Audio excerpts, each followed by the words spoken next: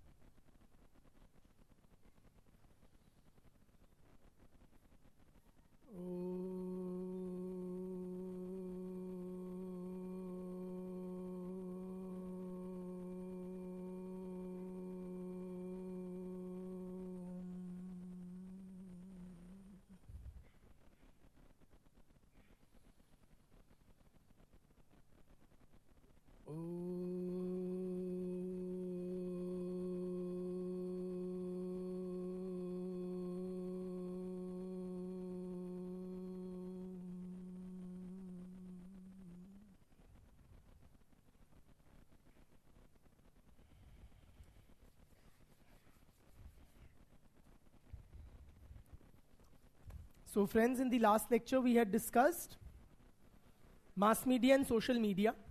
Yeah? So, what is the pluralist view, Bitya, of the role of mass media in a democracy? Yes, mass media is the fourth pillar. Online students, please type yes that you can hear me and see me clearly to confirm that. And good evening, beta. So, please type yes. Meanwhile, continue, beta. Mass media acts as the watchdog of democracy.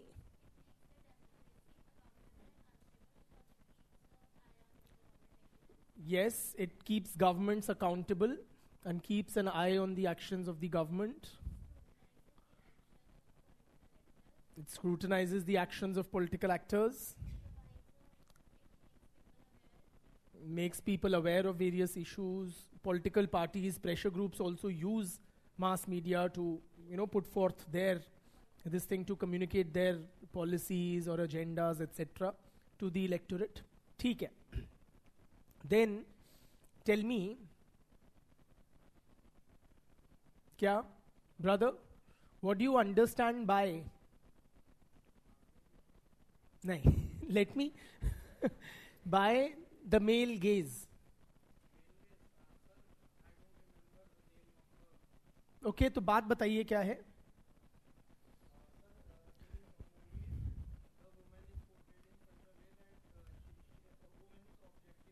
Women are objectified in movies, yes.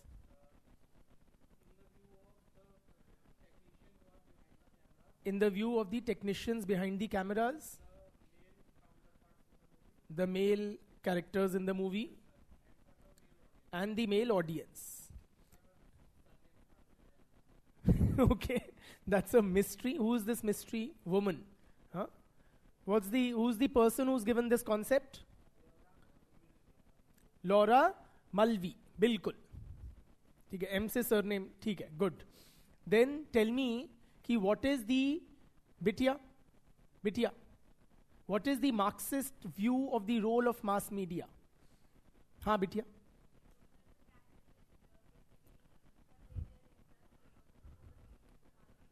The capitalists convey they promote their interest through mass media. And how do they do that? They own it, of course. And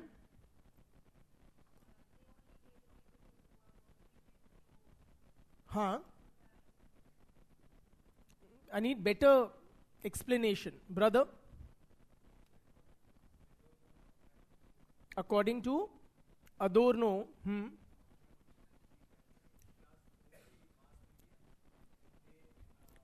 what do they call it? What term they used? Adorno and Horkheimer? Culture industry. Culture industry,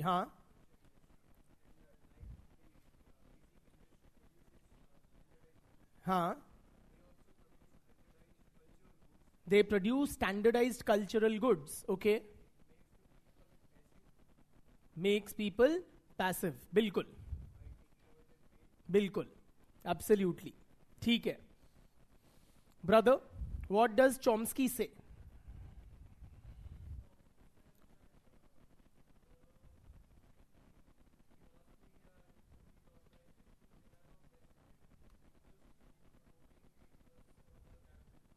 हाँ,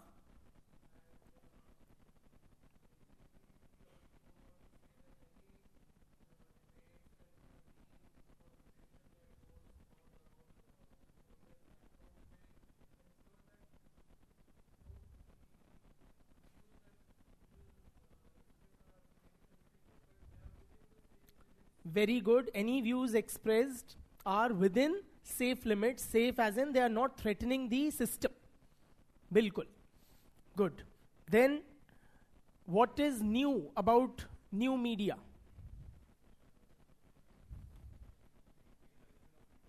Digitization or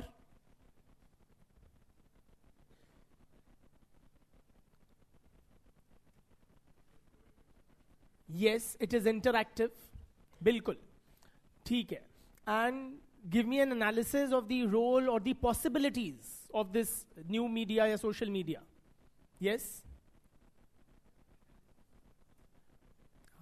उसकी कुछ तारीफ कीजिए, simply. It is more personal, as in, better word would be customized. The content is more customized, or you need not be an expert in order to put forth your views or publish content or be heard, be seen. Or covers as in? It gives a platform to different sections of the society to express their viewpoints. बिल्कुल. और बताइए, बिटिया, critique this new media या social media from a feminist perspective.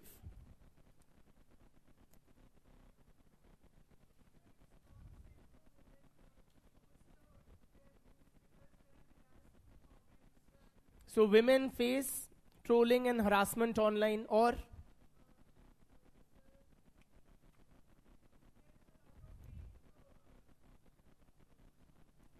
lot of fake. What? बोलिए. From a feminist perspective. सुनिए ना बेटा, कैसे बुलाऊं, कितनी बार बुलाऊं? आप लोगों को बोल रहा हूं, सुन क्यों नहीं रहे हो? इतनी बार I have rang the bell. कोई रिस्पॉन्स क्यों नहीं आ रहा आप लोगों की तरफ से बेटा? ऑनलाइन स्टूडेंट्स को वॉइस क्लियर नहीं आ रही है, उसको बढ़ाइए. Yes, continue.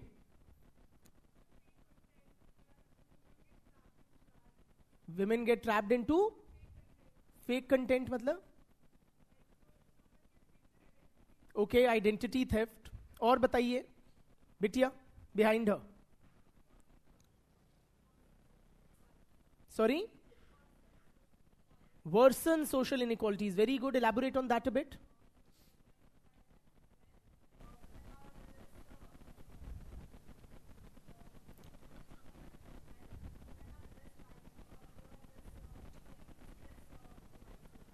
Yes, women own fewer devices, electronic or these mobile phones and laptops, etc. Also, they have lesser access to internet. Or, Bitya, continue. Elizabeth Day. Very good. So remember some names.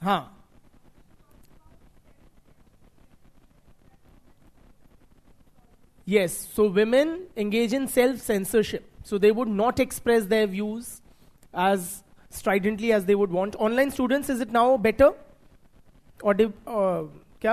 Audibility? Is that a word? Am I audible? Now it's audible. ठीक है, thank you. Continue.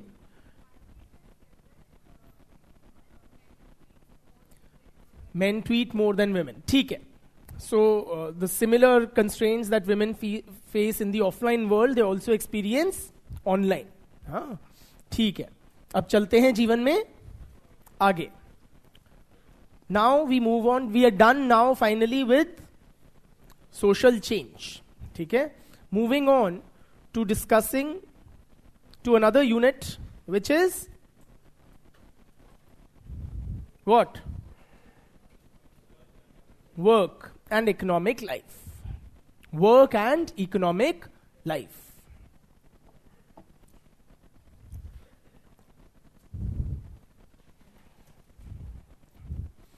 Have we talked about work and economy anywhere till now in our discussions? Bilkul. Marx's whole theory is an analysis of the nature of the economy. How society changes with changes in the production system. Yes or no? So while discussing Marx, we have sufficiently already discussed work and economy. Anywhere else? Durkheim's theory of division of labor is also, we are talking about what? The nature of work. Weber, where? While talking about the rise of capitalism, while talking about bureaucracy, we are talking about what? The workplace. Yes or no? Or the nature of the economy. In fact, even when we discuss the emergence of the discipline of sociology and how industrial revolution brought about changes, we were talking about what? The economy. So it's not a new topic in that sense. We have discussed in various places about work and economic life. And why I also mention this is that while writing answers, please bring content, whatever we may have discussed under Marx, under Weber's theory of Protestant ethic, bureaucracy and so on and so forth. Draw those linkages. Don't think in silos. We study topic-wise, but then we interconnect while writing answers. Okay? Now, in the UPSC sociology syllabus, what is mentioned in this unit are as follows. We have social organization of work in different kinds of societies, namely slave society, feudal society, and industrial capitalist society.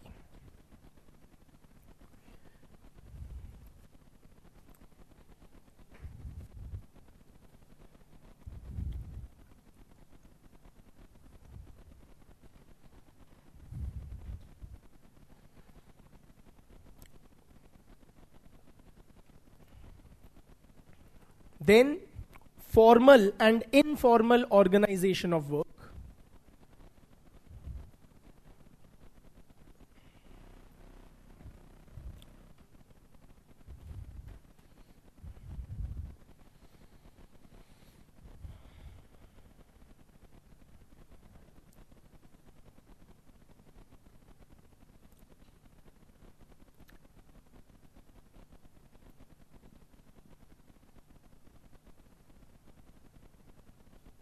And finally, labor and society.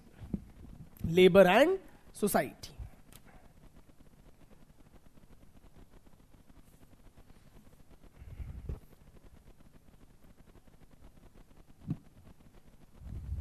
Theek? Have we discussed anywhere this thing? How social organization of work is in industrial capitalism, feudal society? While talking Marx's theory of mode of production, historical materialism, we discussed it. Have we discussed formal organization of work anywhere? Where? Bureaucracy. Bilkul. That's a formal organization of work. Apart from these topics, so we'll draw those linkages while writing answers. And apart from these topics, I'll also be keeping in mind the kind of questions which have been asked in the previous years. So some topics which may not find explicit mention here will also be taken up. For example, the nature of work in contemporary times. Okay, so in contemporary times, how work is organized, we will be discussing that also.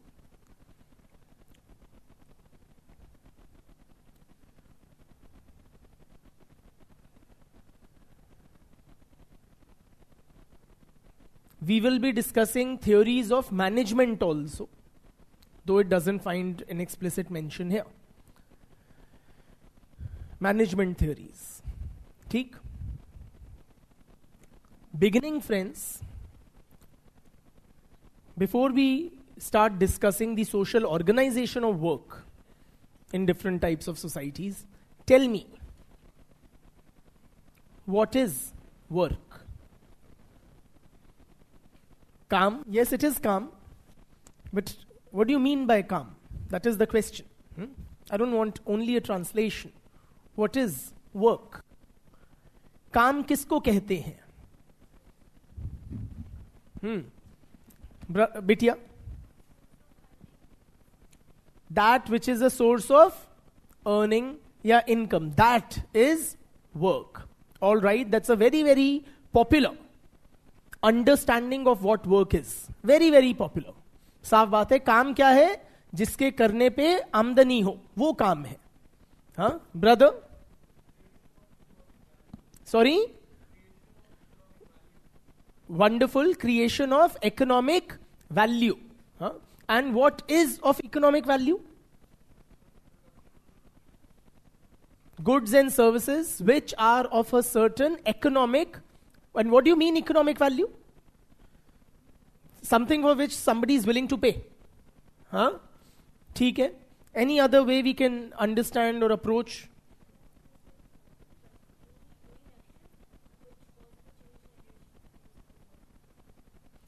She's saying any action which causes a change in energy is work. Isn't that too broad? For example, gymming. Okay, when we go to the gym and we pick up dumbbells, there is an expenditure of energy. Is that work? अगर मैं gym जाके डोले शोले बना रहा हूं, I am expending energy. Is that work?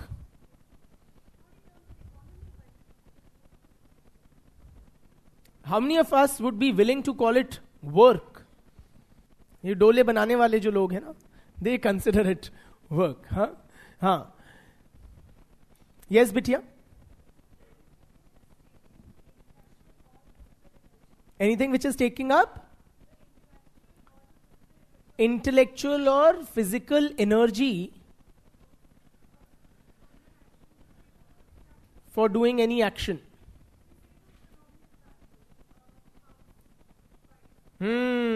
So economic value is problematic. Huh? Or income, as somebody mentioned, earning is problematic from a feminist perspective. That क्या housewife काम नहीं कर रही है? So, from a feminist perspective, housewife is also performing work. So, therefore, she is defining it broader as any expenditure of mental or physical energy. You're right. So, friends, see, the conventional understanding of what is work is that which is a source of income. Most intuitive, most popular, and most conventional. Right? Is that work is that which is a source of income. But a broader understanding would be any expenditure of, I'll dictate also, any expenditure of physical or mental energy, right? To produce goods and services. But please appreciate, work, this notion of what constitutes work is contextual. It is contextual. For example, if I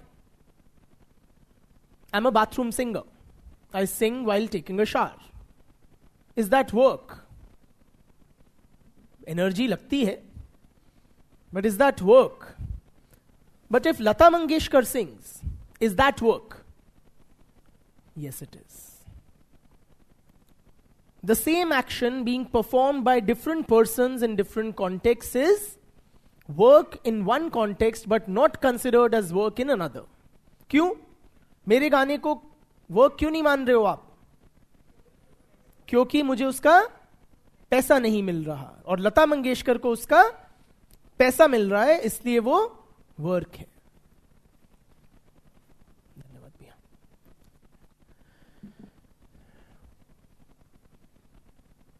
The same action, if performed by an individual in one context, may be regarded as work and in another context as non-work.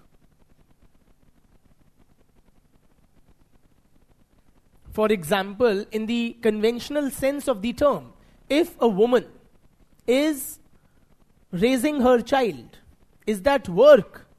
No. But if that woman is raising another person's child, is that work? It is work. ठीक है? So what is regarded as work is contextual. ठीक? लिखिए. Work in general means carrying out tasks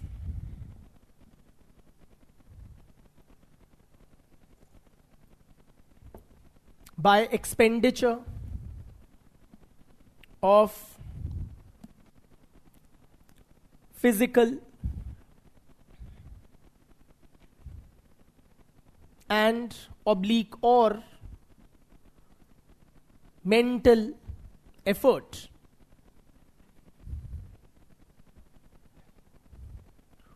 to produce goods and services that serve human needs. That serve human needs. Full stop. In a narrow sense, likho, in a narrow sense,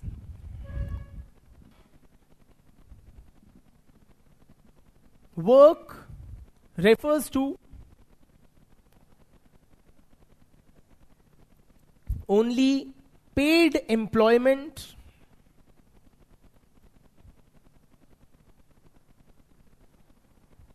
outside the home.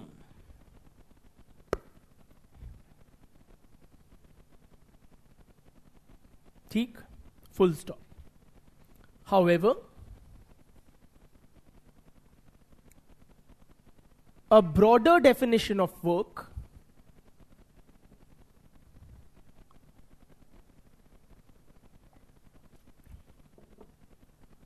also includes unpaid domestic work,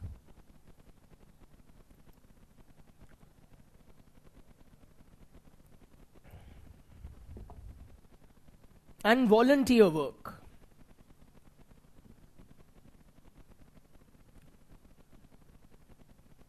Volunteer work as in, say, this expanding civil society. So if you join some NGO and you teach slum kids, disprivileged kids, for an hour or two daily, are you working? There's no remuneration. You're not being paid for it. But is that work? In that broader sense of the term, that is included in the ambit of work. Okay? Now tell me, friends, why do people work? How many of you intend to work in life? Raise your hands. All of us, of course. That is why we are here. You understand? No, we are here to basically chart out a career. Why? Why will you guys work? बताओ मजदूरों. Huh? Why do people work? Survival. So very importantly, friends, work is the primary source of livelihood for millions of people across the globe. We are trying to appreciate the social significance of work. Why people work? One of the key reasons he has rightly identified is that work is the primary source of livelihood for scores of people. If I want food on my table, I need to work. Yes or no? It is a very important reason, no doubt, but not the only one. Please appreciate. In this class only, there will be many amongst us who come from such a privileged background that we need not work in order to survive. बाप दादा ने इतना जोड़ रखा है कि अगर हम काम ना भी करें तो गुजारा कंफर्टेबली चल जाएगा. If not a very luxurious life, we will still have a comfortable existence. Yes or no? How many of us belong to that segment of the society that we are privileged enough? Come on, there's no shame in being rich. ठीक है, आप ही बोल रहे थे survival है, इन्हीं का हाथ सबसे ऊंचा खड़ा हुआ है. खैर, so there are many amongst us, and I'm sure others also who are playing humble, who need not work for survival. Then why will we work? क्यों हम क्यों काम करें? Let us enjoy. I propose. Will you guys work? The richy rich. Will you? Yes. क्यों? जब इतने संपन्न हो आप, तो फिर क्यों इन मजदूरों की तरह आप क्यों वर्क करोगे? ब्रदर, संपन्न हो, हो, फिर बताओ. Only then you have a right to. बताओ. Why marks? You say no. No, you tell. Forget marks for a bit.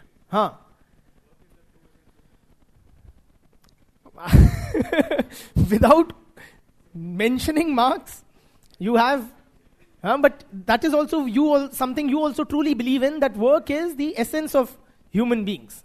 Why do you say that? Speak from a personal level. अगर आपको काम करने की जरूरत नहीं है पैसे के लिए, खाने पीने के लिए, फिर क्यों काम कर रहे हो? I really suggest to you, chill, बिल्कुल, है ना? अपना टीवी शीवी देखो, ताशवाश खेलो, have a good life. Or not?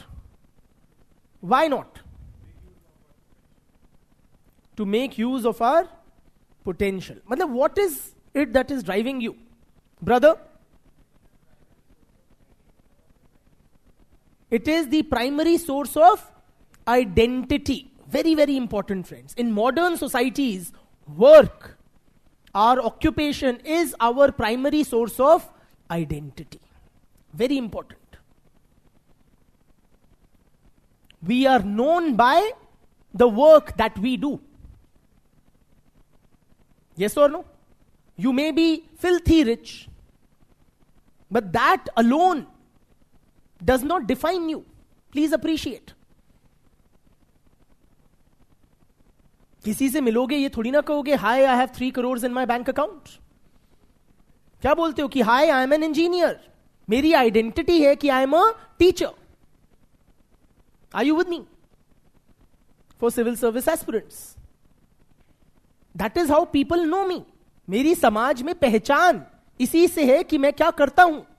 In modern societies it is the primary source of one's identity. और बताइए बिटिया.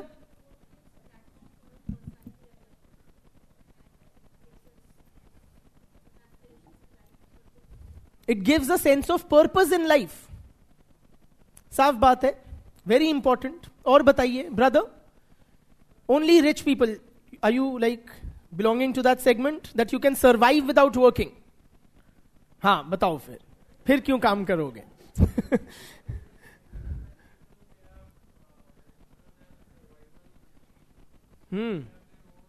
People have needs other than that of mere survival, such as? Okay, so I am at a certain privileged level, but I want more. I want to still rise up. Even those from a privileged background would aspire for social mobility. Yes or no? तो मैं अमीर हूं पर मुझे और अमीर होना है. उसके लिए मुझे क्या करना पड़ेगा? वर्क. या टू प्रिवेंट डाउनवर्ड मोबिलिटी मुझे क्या करना पड़ेगा? वर्क. मैं तो अमीर हूं क्योंकि मेरे बाप दादा ने बटोरा, but then how do I ensure that the wealth stage and is pass down the next generation? मुझे भी तो काम करना पड़ेगा.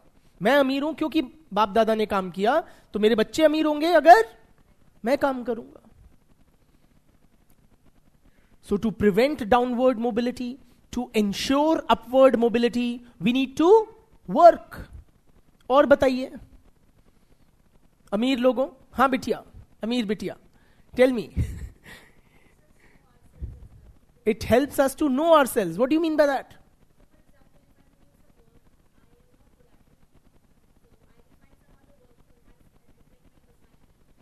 Okay, so she sees work as a platform to we learn through work. और बताइए.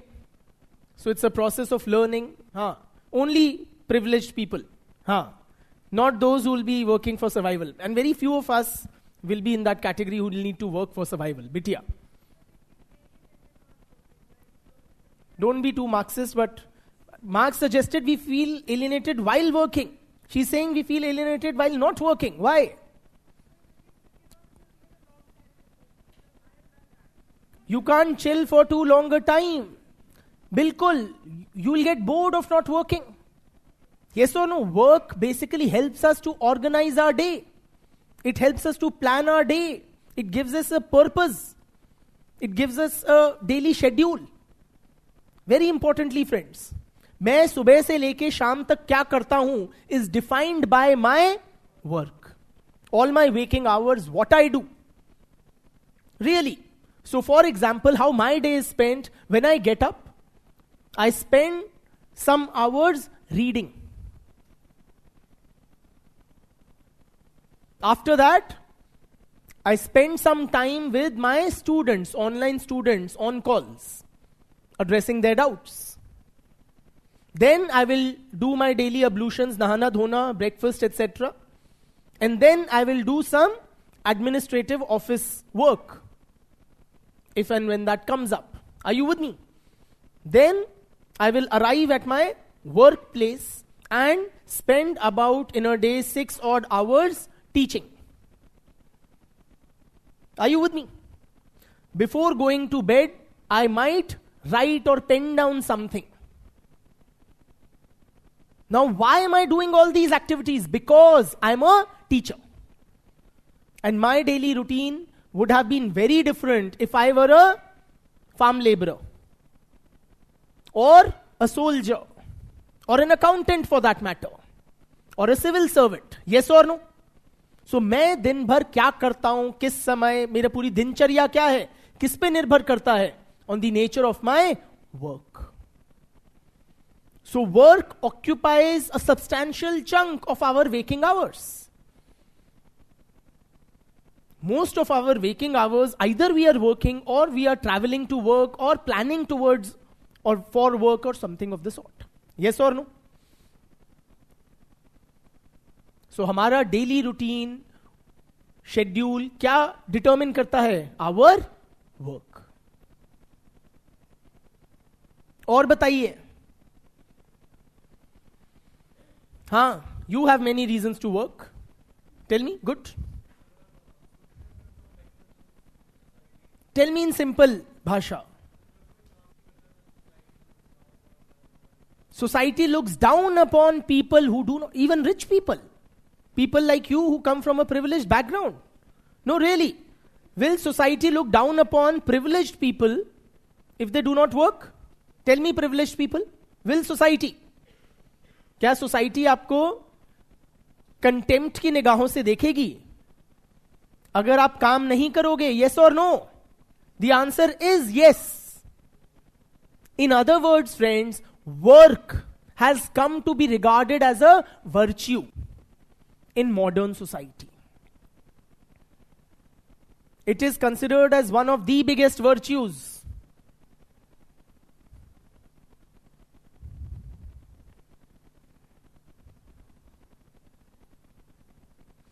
Please appreciate it was not always so.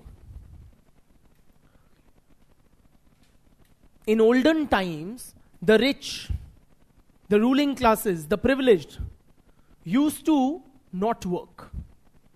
Why? Work was associated with the lowly. गरीब टुच्चे लोग करते हैं काम. Are you with me? अमीर लोग क्या करते हैं? या ruling classes क्या करते हैं? We philosophize. We patronize the arts. समझ रहे हैं आप? काम ये कोल्हू के बैल जो मजदूर लोग होते हैं, जिनको खाने के वांदे पड़े होते हैं, ये लोग करते हैं. But since the Protestant Reformation, the societal attitudes towards work have significantly changed. Now work is put on a pedestal. Yes or no? Now, no matter in modern society, no matter which social strata you belong to, or which segment of the society you belong to work and to work hard is a desirable trait. Yes or no? It is a desirable social trait.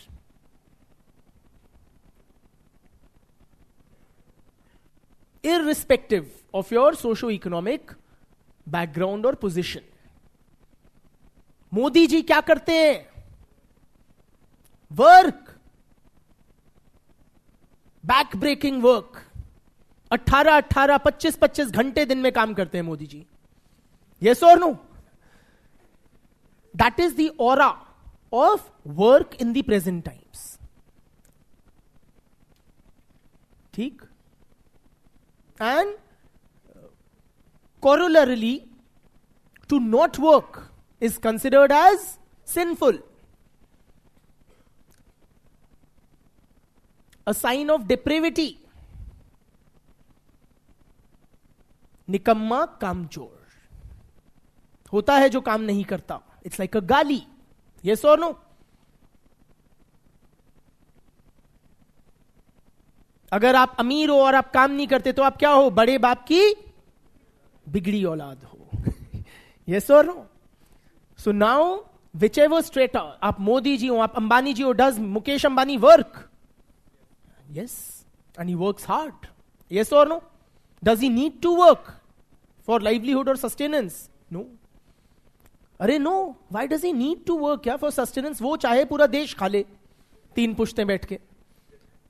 इतना धन है उसके पास. ठीक?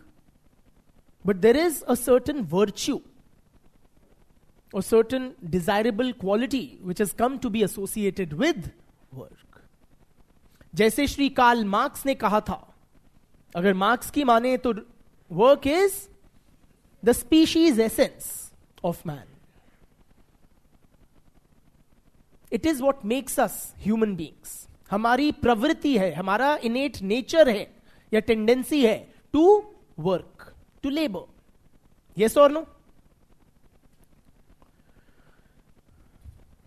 Marx की माने, so work can be potentially the most satisfying of all activities. Yes or no? It is in one's work that one can express one's individuality, creativity, personality.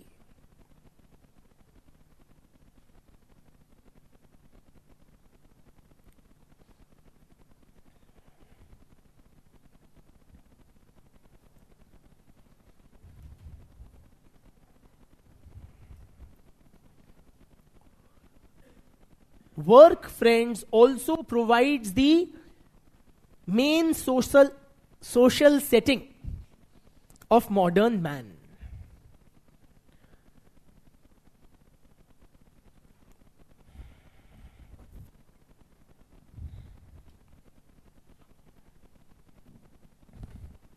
Main social setting in the sense are main or important, numerous important social relationships are formed at the workplace. So it is the workplace which provides a very important social setting. Yes or no? Numerous important social relationships, such as the employer-employee relationship,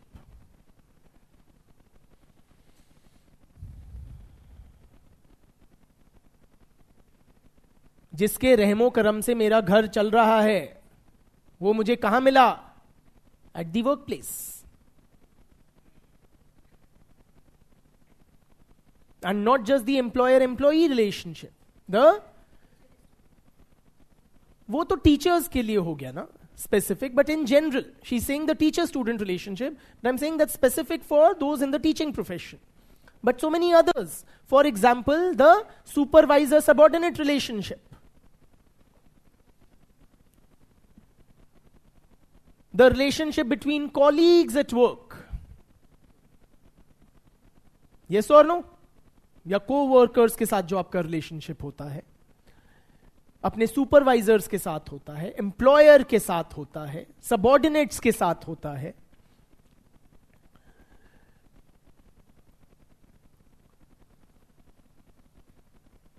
And not just work-related relationships are formed at the workplace.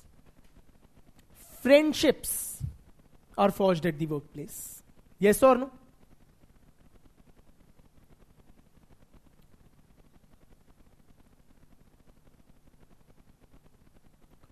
If I am a factory worker, who would you expect my friends to be? Fellow factory workers. If I am a teacher, who are my friends likely to be? Fellow teachers and students. Yes or no? If I am a doctor, what will my circle be? Fellow doctors ka. Yes or no? Romantic relationships people enter into at the workplace. Affairs होते हैं. होते नहीं होते. Very important dimension. Sexual relationships होते हैं at the workplace.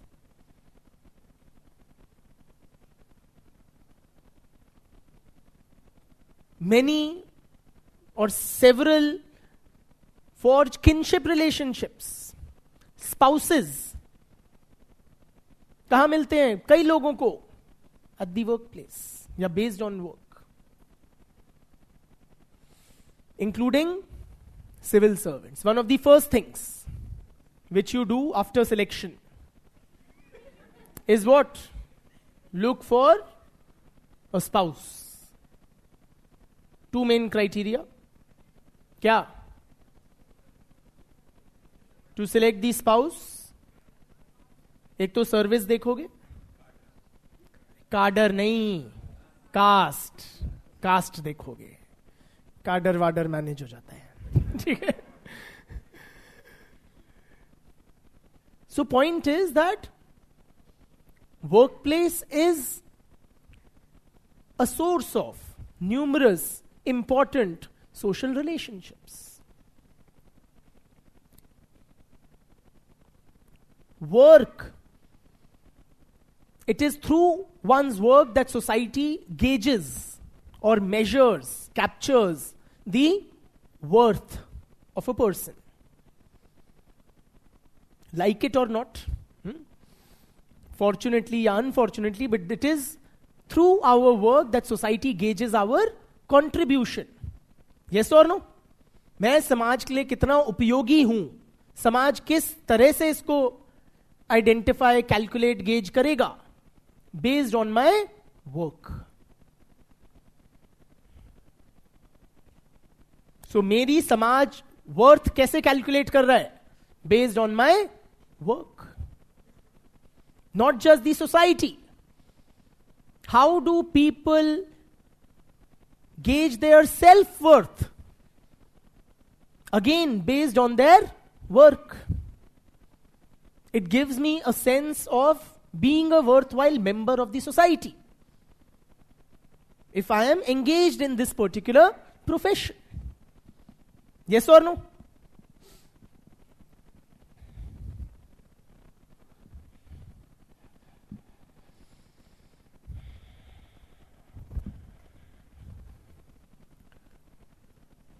Is it also necessary for the society as a whole, apart from the individual? Is work important for the society also? क्यों? Society को क्या करना, मैं क्या करूं? I mean, I know it's a वाहियात question, but I want your inputs. Why is it important for the society? अरे भैया, economic growth कैसे होगी? If people or members of the society work. So work from a societal perspective is important to ensure production, and economic growth.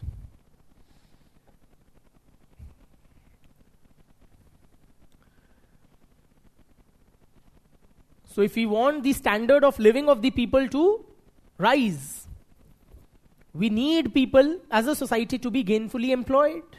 Yes or no?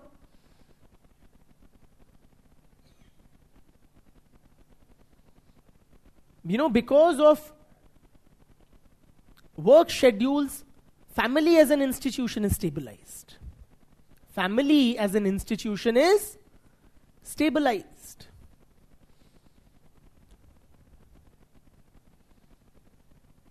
Yeah? I said family as an institution is stabilized.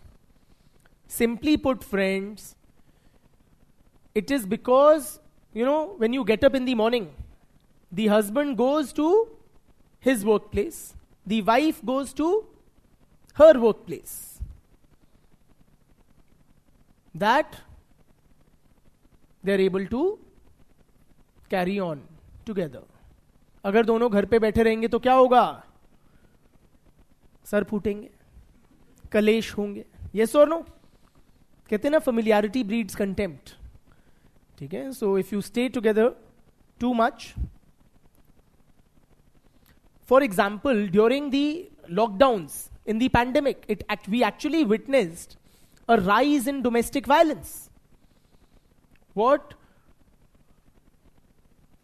the UN, no less, termed as a shadow pandemic. Are you with me? लोग घर पे बैठे थे वेल्ले, क्या हो रहे थे? लड़ाई झगड़े हो रहे थे, या विमेन पे अत्याचार हो रहे थे, वायलेंस हो रहा था. Yes or no? So if both get up in the morning and go about their daily work-related schedules, then you meet in the evening and you say, hello darling, how was your day? Oh, I did this at work. Yes or no? तो परिवार, गाड़ी सही सलामत आगे चलती रहती है. If people are gainfully employed, it also reduces the levels of crime, violence in the society. Crime को कंट्रोल में रखता है. वेल्ले लोग क्या करेंगे? दंगे करेंगे. Really? So one of the reasons, for instance, we find wherever, say, communal riots taking place, it is because one of the factors amongst many is that there are scarce or few job opportunities and too many claimants. Are you with me?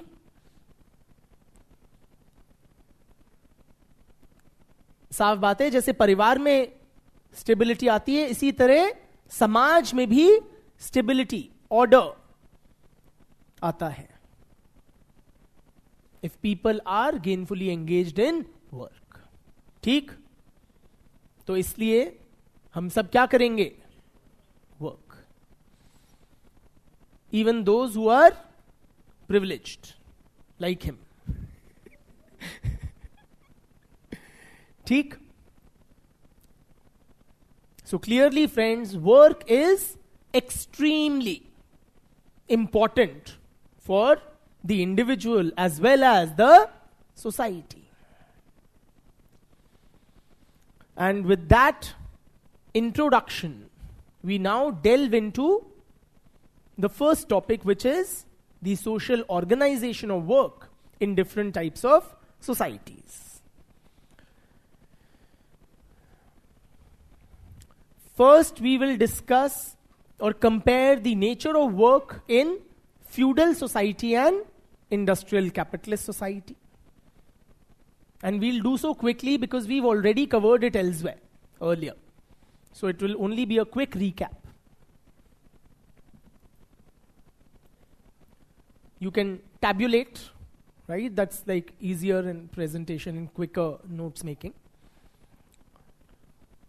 Feudal society versus industrial capitalist society.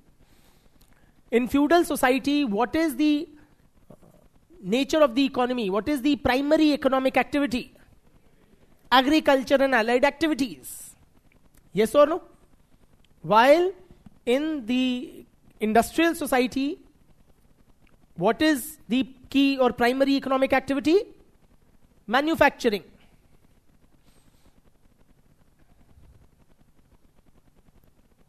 ठीक? The division of labor in feudal society is relatively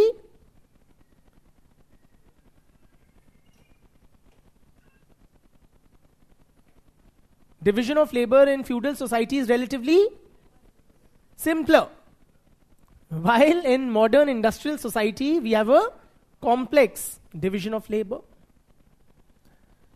What is the basis of division of labor in feudal society? It is ascriptive criteria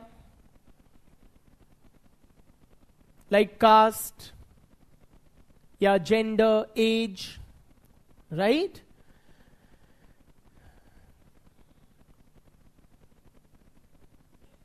And what's the basis of division of labor in modern industrial society? Skill sets, educational qualifications, inclination, ityadi.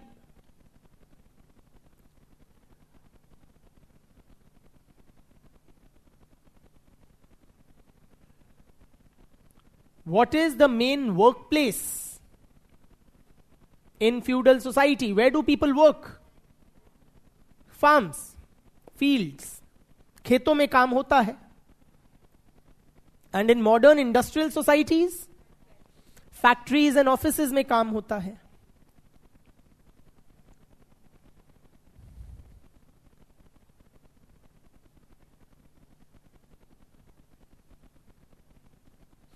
The quantum of production as also production efficiency is lower in case of feudal society and more in capitalist industrial society. Yes or no? The total output as well as the production efficiency is lesser in feudal and more in industrial society. Technology is less developed in feudal society and it is quite advanced in case of industrial capitalism. ठीक?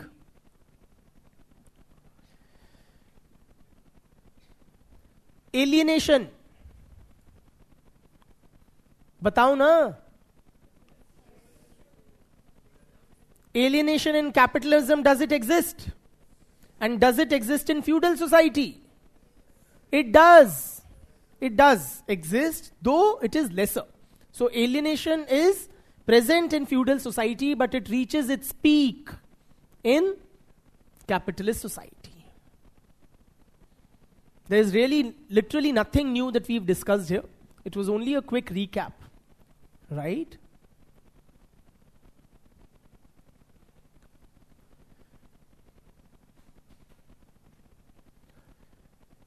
Also, what is the role of the family? In feudal society, the family operates as a unit of production.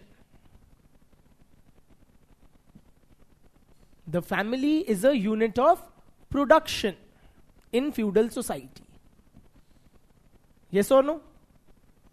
So say if we are in agriculture, the husband is in harvesting, then the wife will be sowing the seeds or something of the sort. If the husband is looking after the fields, the wife is looking after the dairy or something of the sort, right? But in industrial capitalism, the family ceases to be a unit of production.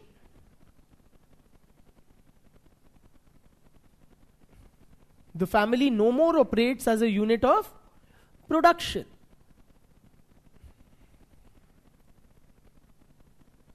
But क्या है family का role in the economy? It is an important unit of consumption in industrial capitalism. It functions as an important unit of consumption. in industrial society. In other words, friends, a lot of money is spent in the name of the family. A lot of purchases are made in the name of the family. In capitalist, if I am buying a car, am I buying it for myself? No. Who am I buying it for? For family. If I am buying a house, am I buying it for myself? Buying it for family. If I am buying parde, curtains, am I buying them for myself? I am buying them for family. If I am buying a microwave oven, am I buying it for myself? I am buying it for family. Paint खरीद रहा हूं मैं, खुद खाऊंगा. It is for family. That is why you will see, even lot of this advertising is targeted at the family. Advertisements, they'll show these very happy, bubbly families. Yes or no? घर paint हो रहा है, बच्चे भी लगे हुए हैं, माँ बाप भी लगे हुए हैं, या कार आई है तो उसमें हस्बैंड, वाइफ, 4-6 बच्चे सब घुस गए. Yes or no? And going on a family picnic. Yes or no? So family emerges as an important unit of consumption in industrial society. ठीक? चलिए अब चलते हैं to appreciate the distinction between the feudal society and the slave society. Feudal and slave society.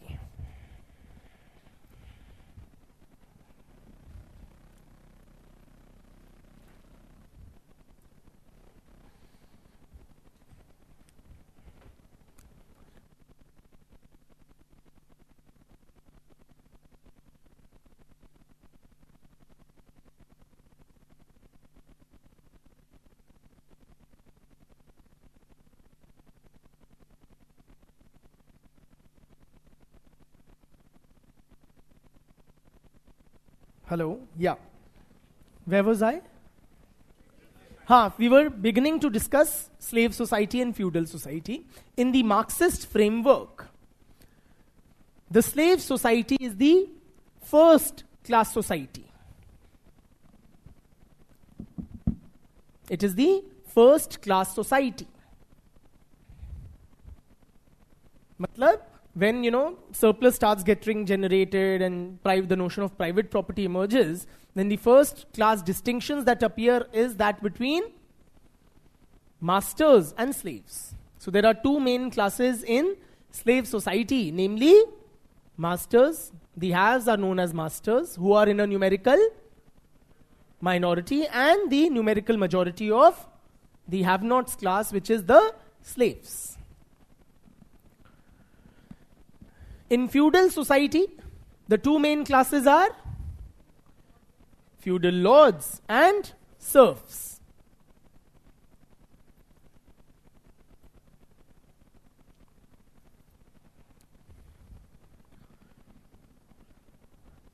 Is the nature of the economy in the two systems any different? The answer is yes, clearly. In slave society, it is basically plantation work and agriculture. Agriculture is in an incipient stage, early, basic techniques, etc. are used in slave society.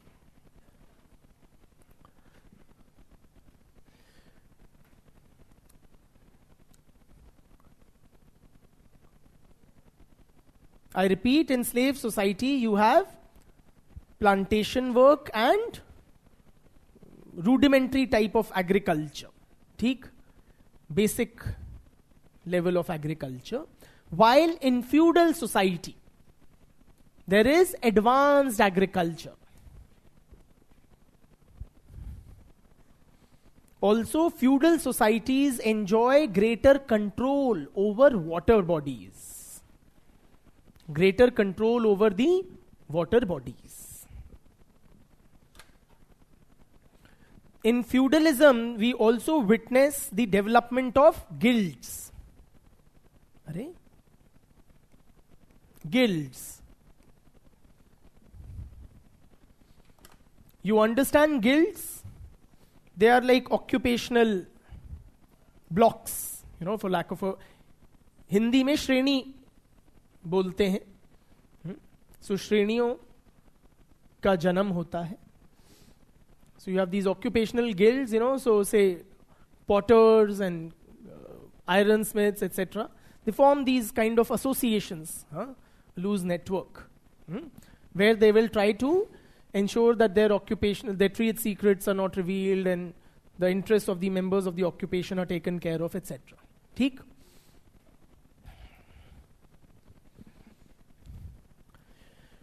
Why does feudalism replace slavery?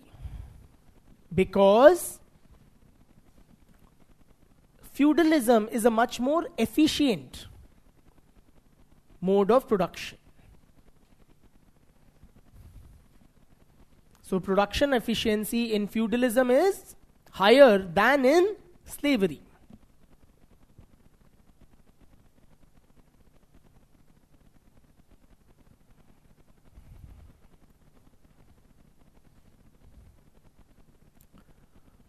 Production efficiency is higher in feudalism than in slavery. Why? For that we need to appreciate the nature of this system a little more in depth. Tell me, friends, is the position of the क्या नाम है तुम्हारा serf in feudalism the same as that of the slave in slavery? Yes or no? Is the position of the serf in feudalism the same as that of the slave in slavery? Yes or no? The answer is no, clearly not. Though both are subject classes, or both are have-nots, both are the oppressed and the exploited. But the serfs are in a very different social position than the slaves. How? Slaves जो होते हैं in slavery, the slaves are considered as chattel. Chattel मतलब as property of the masters.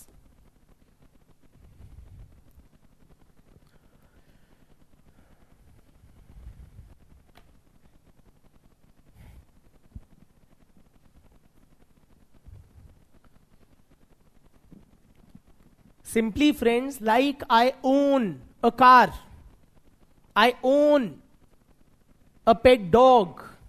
Likewise, I own a slave in slavery, another human being. ठीक? The serfs, on the other hand, are not owned by the lords. They are not the property of the lords. They do serve the lords. They are in the service of the lords, but they are not owned by the lords.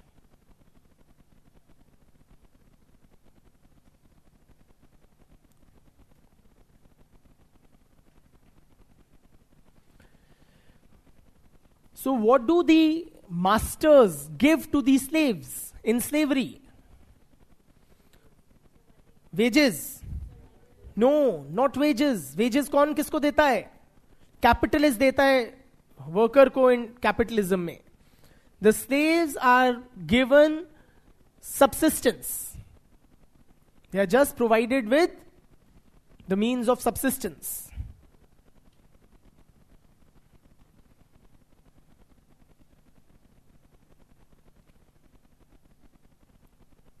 Subsistence मतलब ताकि मैं जीवित रहूं और काम करता रहूं, इतना मुझको देता है.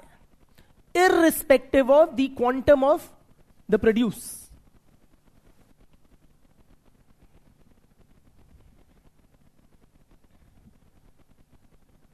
In other words, if you are my master, I'm your slave, right?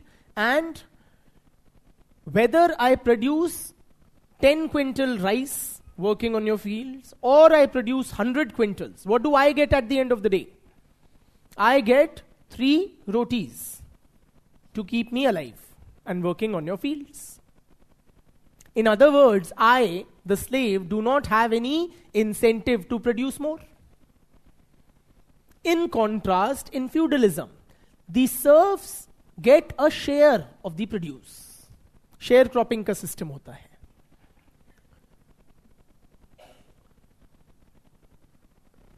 मतलब, for example, hypothetical, say the serfs are entitled to, say, hypothetically 20% of the produce.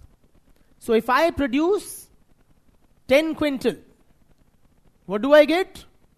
2 quintals. And if I produce 100 quintals for you, how much do I get? 20 quintals. Matlab, there is inbuilt incentive for the serfs to produce more. ठीक?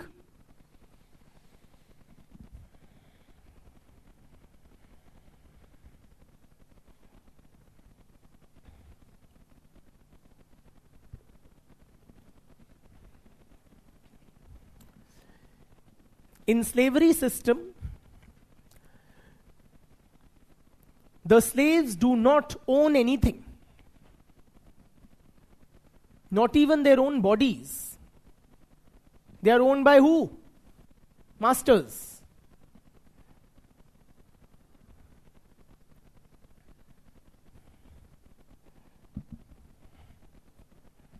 Right? In some slavery systems, friends, the slaves were even prohibited from reproduction. They were prohibited from reproducing. बच्चे पैदा करने पे पाबंदी थी slaves की.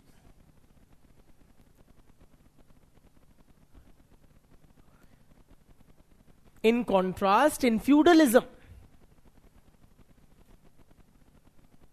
the serfs did own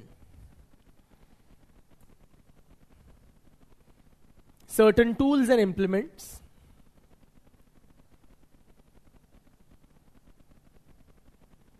and also enjoyed bodily autonomy.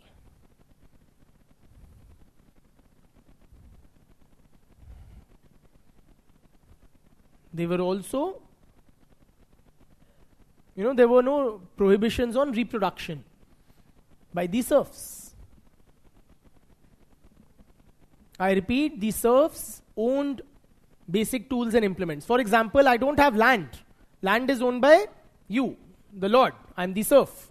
Okay? But I do own the hull with which I plow your land. I own the plow. Yes or no? I, of course, have control, decision-making power regarding my own body. Are you with me? Now, how were new slaves acquired in slavery? See, they were prohibited reproduction because, the fear was that they should not outnumber the masters. That if they are allowed to reproduce without any, this thing, they will outnumber the masters. So there were prohibitions on reproduction. But how does that work?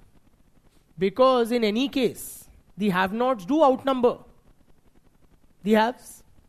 Yes or no? Simply, how this system worked, please appreciate. How it evolved, so earlier you had primitive communism. So you had these small hunting-gathering tribes, classless kind of communities, right?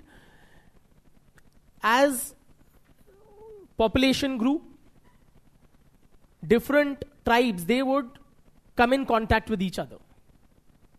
Okay, and there will be intertribal warfare for control over the natural resources. So the members of the losing tribe, they were, the surviving members of the losing tribe, what we call nowadays prisoners of war. They were made into slaves. Are you with me? That is how slavery system acquired slaves. So reproduction was prohibited so that people from a particular tribe should not become, the enslaved tribe should not become too numerous or outnumber the master tribe. Are you with me?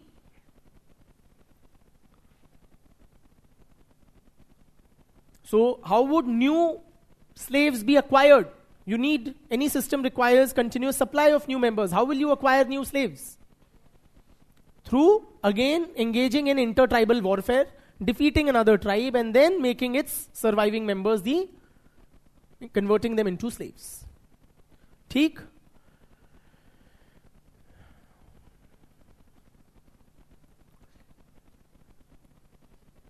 Now, if you are one of those master tribes, is this a good system or not? Are you happy with this system? If you're a master tribe or not? Why are you not happy, Bitya?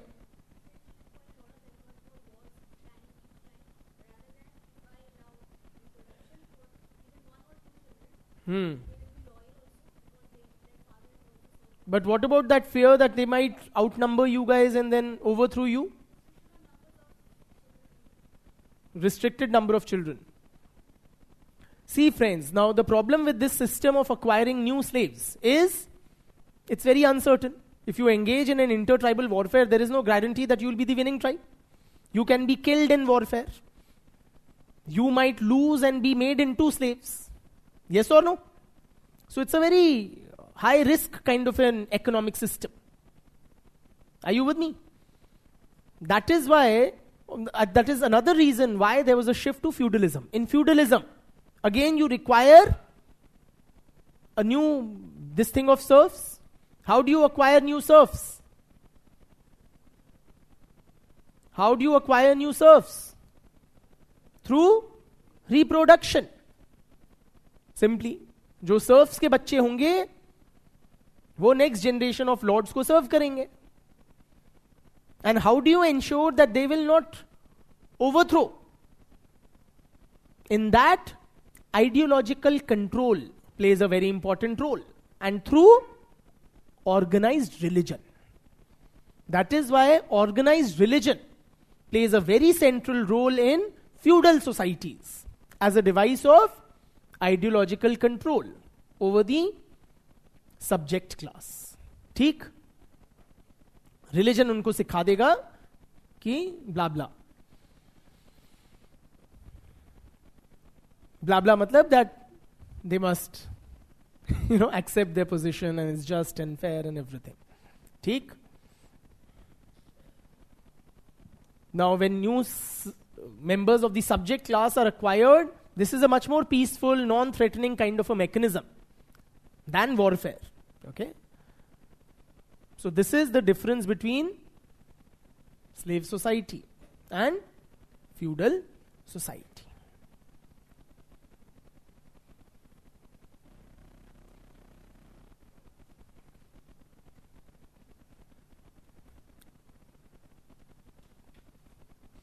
Do you want a break?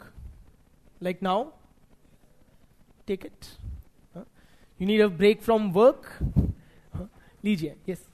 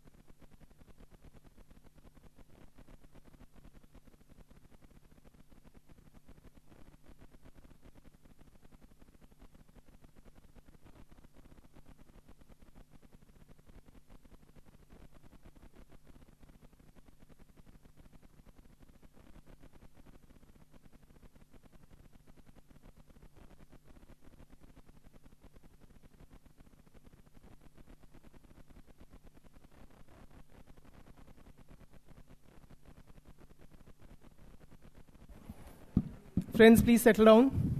Moving ahead. ठीक है, now we will discuss work work in industrial society. Work in industrial society. Specifically, we will be discussing about management. Management.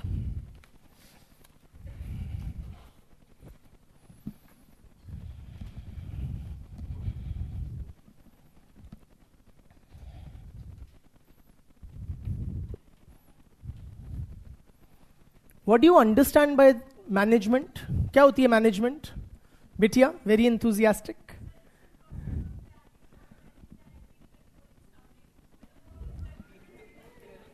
Guys, हाँ, where the work is done?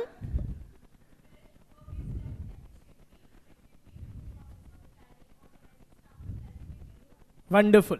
ठीक है, that is indeed a very, very comprehensive kind of an but not just, not comprehensive enough.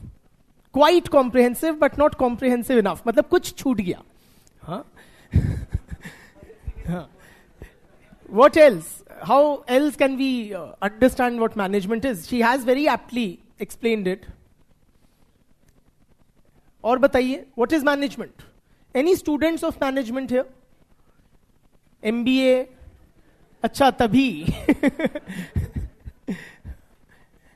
MBA या BBA वगैरह कहीं भी पढ़ा होगा? या any other, even as a layman, do you have some, will you as civil servants, do civil servants engage in management? Do they do management? क्या होती है, क्या करते हैं? What is this management, brother?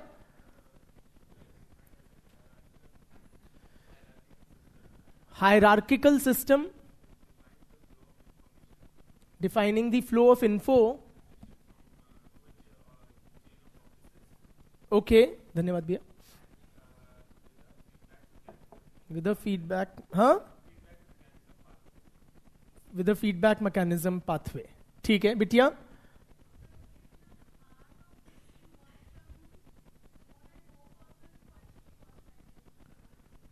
The art of getting work done from others, to achieve the organizational goals. लोगों से काम निकलवाने की कला is what is management according to her. बिटिया?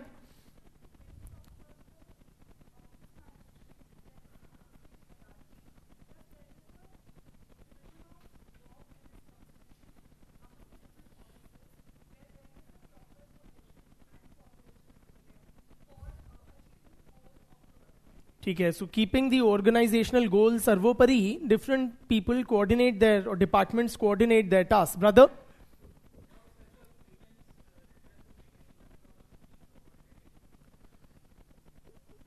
He's saying it's a grievance redressal mechanism for the subordinate employees, but with due respect, that's a very limited, portion of the managerial role. Management का एक छोटा भाग है जो आपने बोला, grievance redressal mechanism. So yes, we can, or one way this the managerial functions have been captured are by the acronym POSTCOB.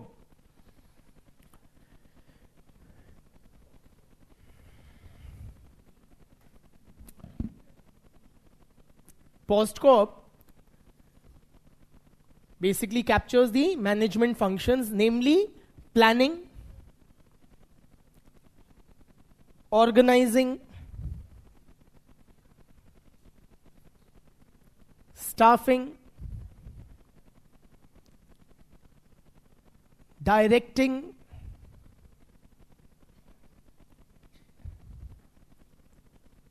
coordinating,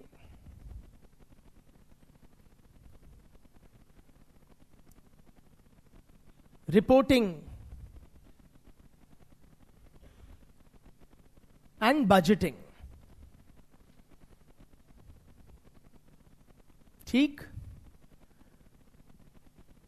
Planning, organizing, staffing, directing, coordinating, reporting, and budgeting. This acronym POSTCOP thus adequately captures the, what constitutes management. Management क्या है? Management है जब आप, या another way of defining it could be as, ensuring the optimal utilization of the limited resources of an organization in order to achieve its goals in the most efficient manner. Okay? And this POSTCOP, this acronym, has been coined by Bitya. The Bitya with the horizontal hand. Na. By Galik and Urvik. I heard it wrong then. By Galik and Urvik.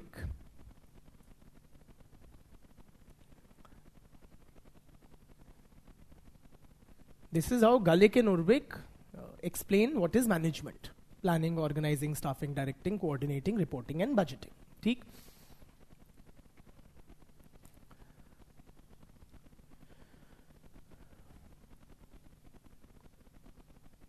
Now, an important question before us, friends.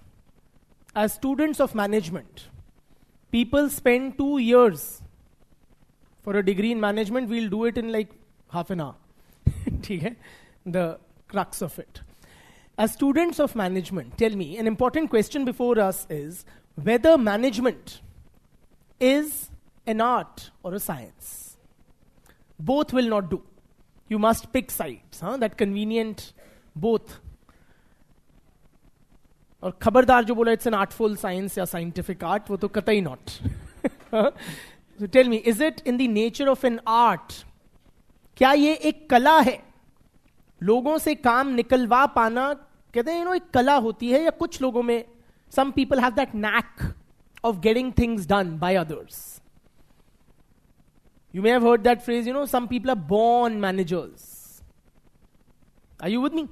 Just like a Lata Mangeshkar is born with singing talent or with that kind of a voice, or Sachin Tendulkar was born with cricketing skill.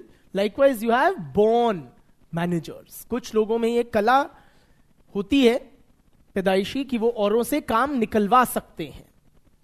Or is it a science? When we say science, we mean it follows certain principles. Or you can have certain generalizations, some sort of laws based on empirical data. What is the nature of management? How many of you have any managerial experience? Raise your hands. Just 2, 3. Come on, others, you'll not be chadhawad on Suli. In your lived experience, having worked as managers, what is your take? Is it a science or is it an art? Bitya, brother? It is an art. And why do you say that?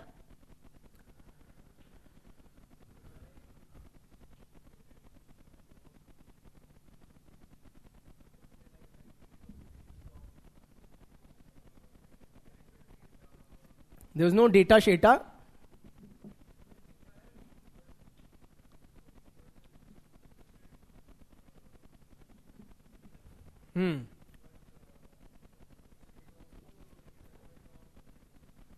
It requires a lot of people skills.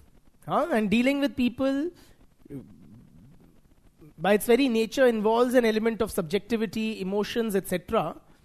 So that's why you're suggesting it is an art. Correct me if I'm wrong. Like if I'm paraphrasing your thoughts incorrectly. Bitya? Firstly, what is your stance? Is it a science or an art? More of an art. And why do you say that?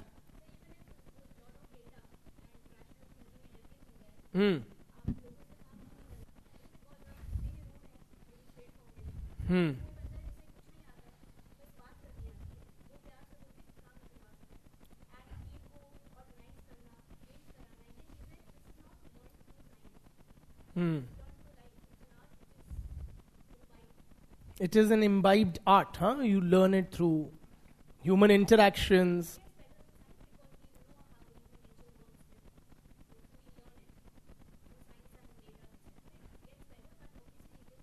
It is definitely, she's suggesting, an art. हाँ, बिटिया?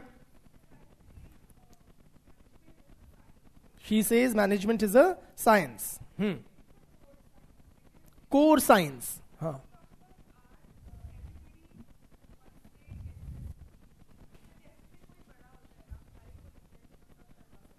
बड़ा मतलब grows in an organization. हाँ.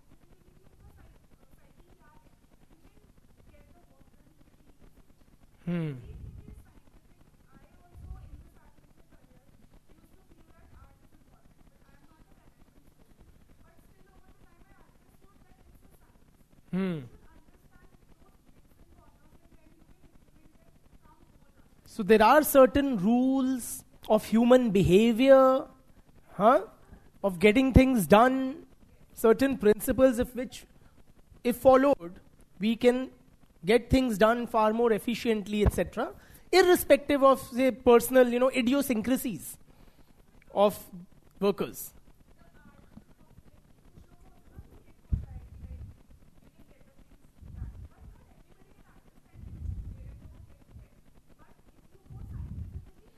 She's saying with science, anybody can be a good manager. Only some would be born managers or have that knack of managing. Brother, have you worked, or it's a layman? You worked in a managerial role?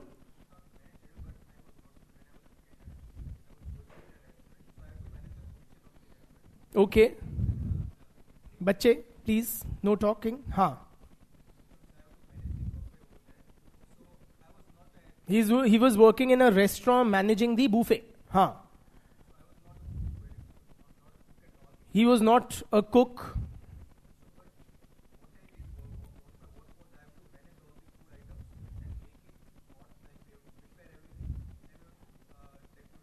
And what's your verdict? Is it a science or an art? It is a science. Huh.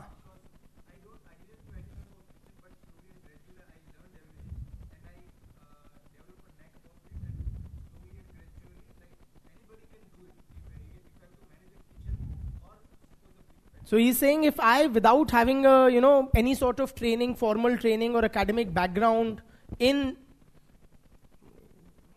hospitality, if I could learn it, so can others.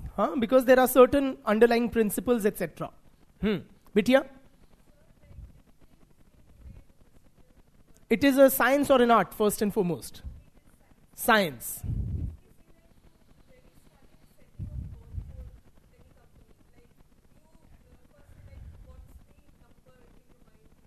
So you go with a certain number, that this is the revenue that we are targeting. And then things follow. Ki how much resources we'll allocate where, whether it is personnel, whether it is funding, whether it is infrastructure.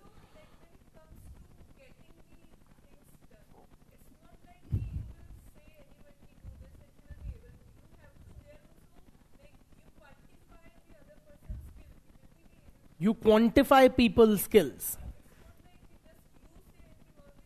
हाँ, ये नहीं है कि आप में बहुत गुण है तो लोग आपका सारा काम करके दे देंगे.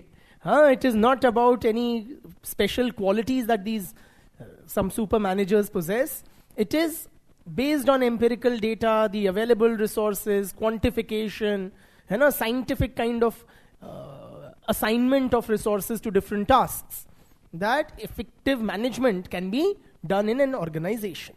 ठीक है, friends. So, yes, we are a divided house, and so was the academic community. Or the academic field of study of management was also quite divided on the issue. In fact, in the early phases of industrial capitalism, क्या नाम है तुम्हारा? Management was regarded as an art. Was considered as an art. But then comes on the scene Frederick W. Taylor.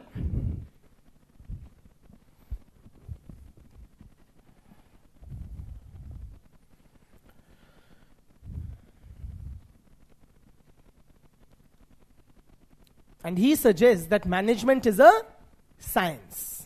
It is a scientific endeavor. Without a shred of doubt.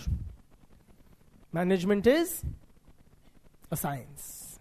In fact, his theory is known as the scientific management approach.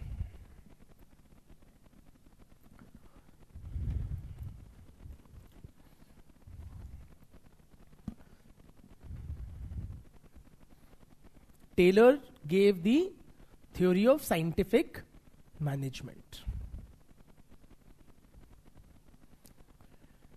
After him, the scientific management approach is also known as Taylorism. ठीक? Scientific management approach is also known as Taylorism. It was successfully applied on a large scale by Henry Ford of the Ford Motor Company. Right? The founder of the Ford Motor Company, Henry Ford, applied scientific management approach on a large scale and quite successfully. Henry Ford, he's the guy who founded the Ford Motor Company. हम सबने Ford की गाड़ियां देखी होंगी, सुनी होंगी. Therefore, it is also known as Fordism. Fordism. Taylorism, Fordism, scientific management, सब एक ही चीज है.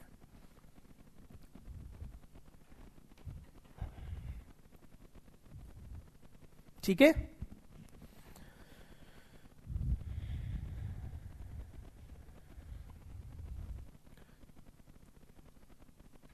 To give you a sense of import of this theory, okay? Peter Drucker, who is like one of the leading management gurus. Have you heard of Peter Drucker? क्या MBA किए हो? अच्छा नहीं किया. Peter Drucker, he is like one of the topmost 20th century management gurus, and he said that there are three main founders of the modern world. Three main. लिखने की जरूरत नहीं है यार, कभी कुछ ना भी लिखा करो. चीजों का स्वाद लो. Three main founders of the modern world, namely who? Not Ford. Marx. One is Shri Karl Marx. Or who? तुक्का मारो. अरे कहाँ जीसस? नहीं, not Newton. One of the leading scientists actually. नहीं, not Einstein, not Edison. Charles Darwin. And who? Not Taylor. यही तो मजे की बात है. Not Ford. Freud. अरे तुम्हारा सिगमंड फ्रॉइड. हाँ, तो हम क्यों ये बोल रहे हैं जब हम टेलरिज्म पढ़ रहे हैं? Because Drucker was of the view that if scientific management continues to be applied for a few more decades, F.W. Taylor can possibly replace Karl Marx as one of the founders of the modern world. ठीक है? मतलब ये सब लिखने की कोई बात नहीं है, कोई नहीं जरूरत है. It's just that महसूस करो उसकी इंपॉर्टेंस को. ठीक है?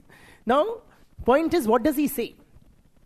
So, what he says is, see, the context in which Taylor was writing. He was writing in the late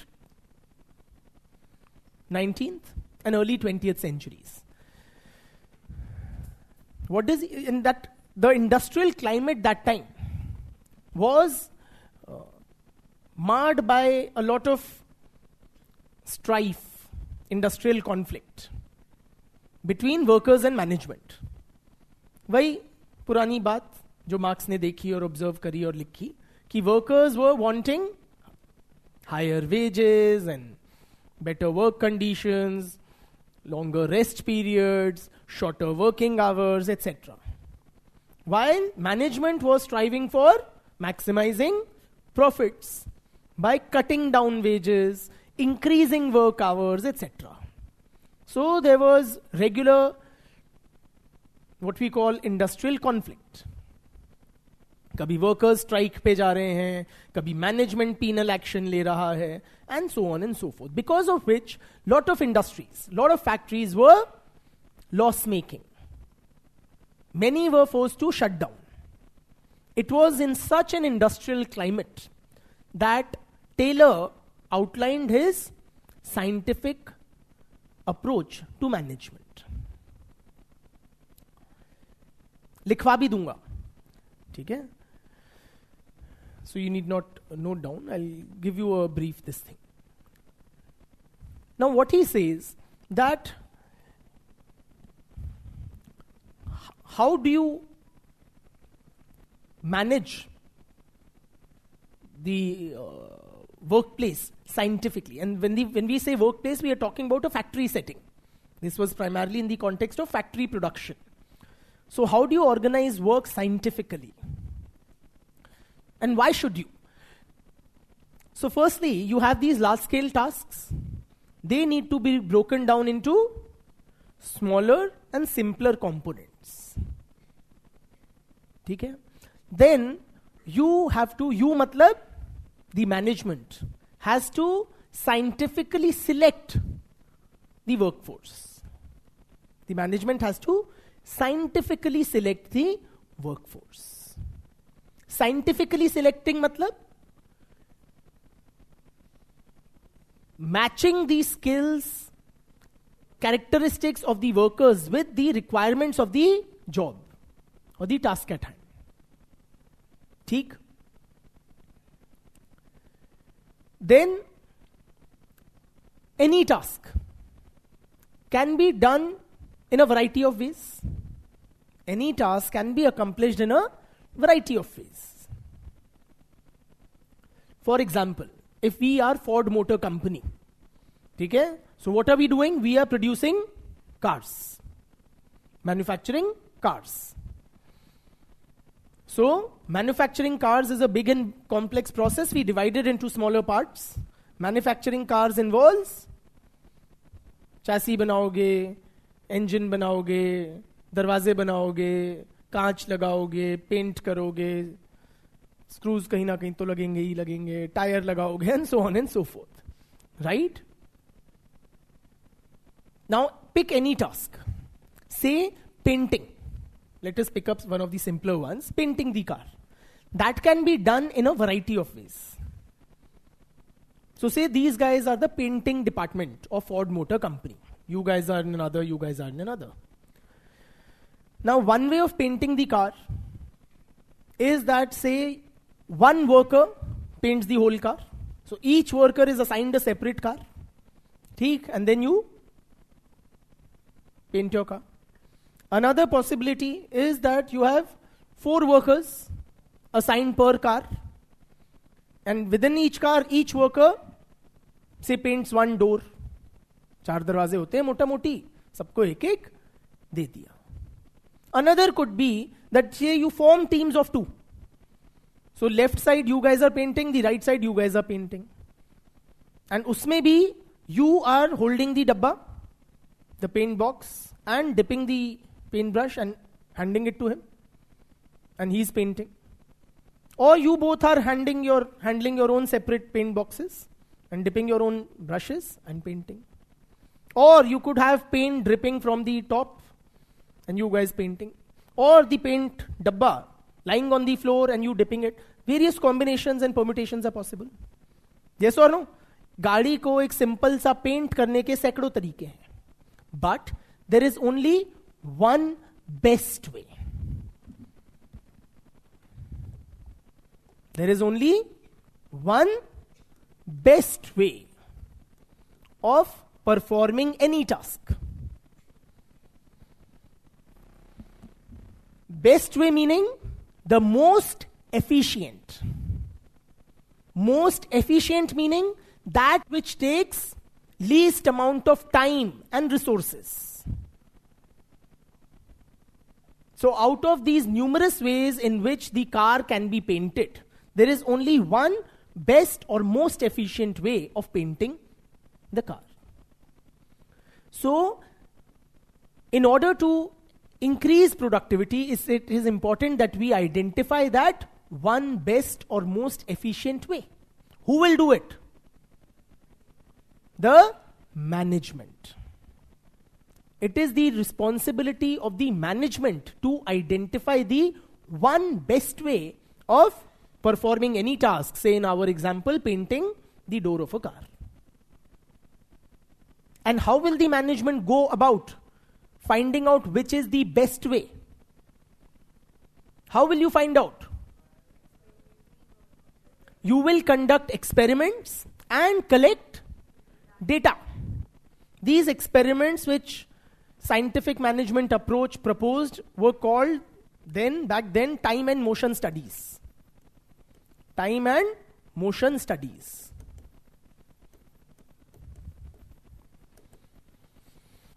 क्या होती है टाइम एंड मोशन स्टडीज? कुछ नहीं होती. The management, say in this case, क्या नाम है तुम्हारा? Taylor.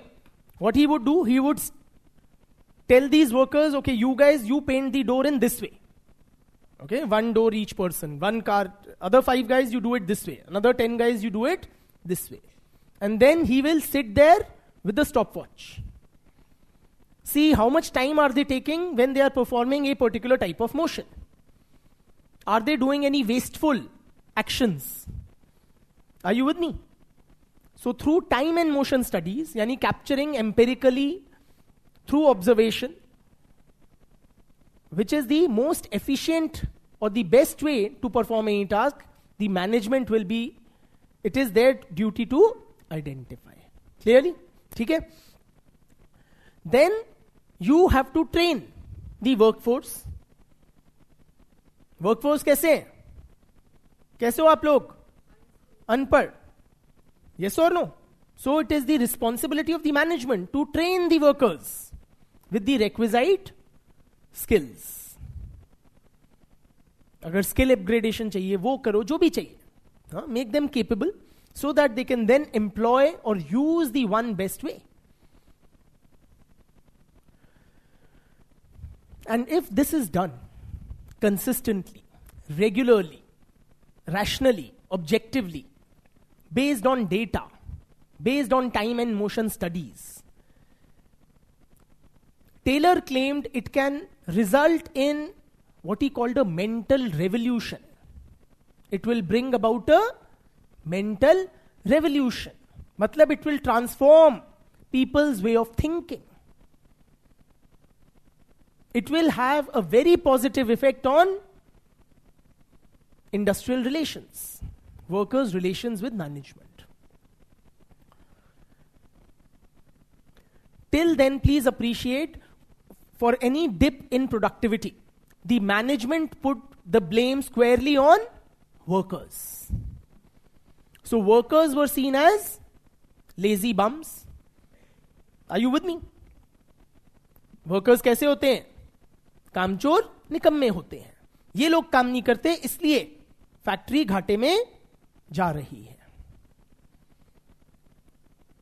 The workers viewed the management as, suffering from an insatiable greed.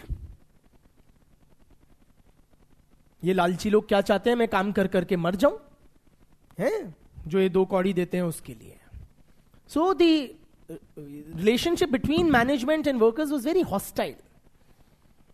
Both were clamoring and fighting incessantly for a greater share of the pie. कि मान लो वही हमारी 1000 रुपए की शर्ट बिकी, तो 400 रुपया किसको मिलना चाहिए? 600 रुपया किसको मिलना चाहिए? Yes or no?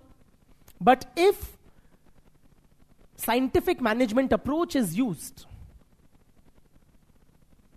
it will lead to such a drastic increase in productivity that it will alter people's thinking of both management and workers.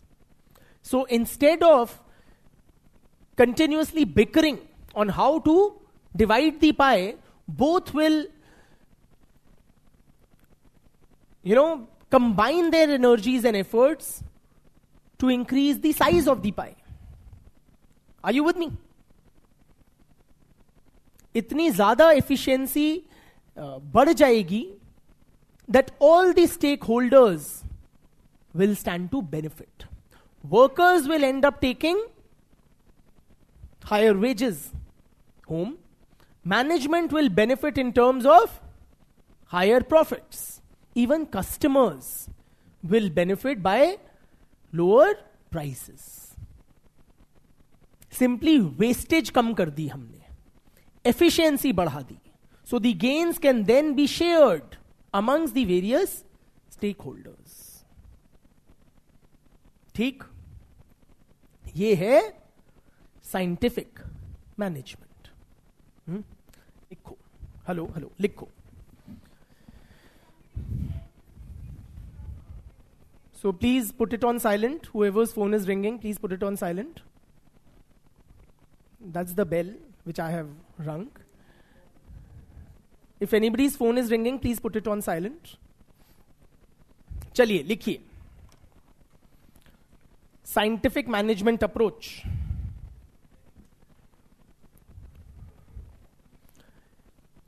No crosstalk. Frederick W. Taylor, F.W. Taylor, in his book Principles of Scientific Management, इनको charging में लगा दीजिए ना extra sales को. In his book Principles of Scientific Management suggests that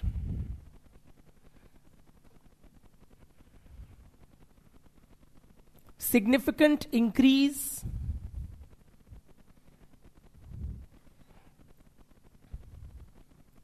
in productivity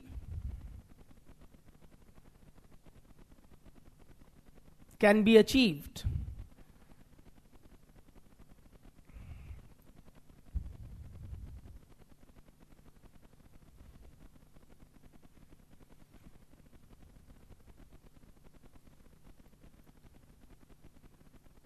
in factory production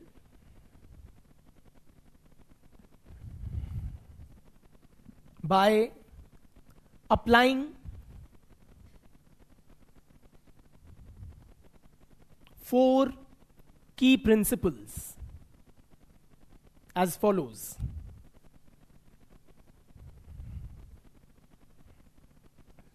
First,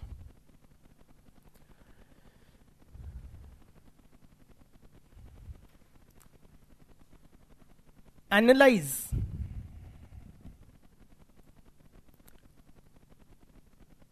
every job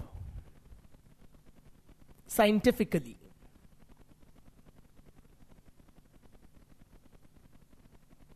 Analyze every job scientifically. In the same point, large and complex tasks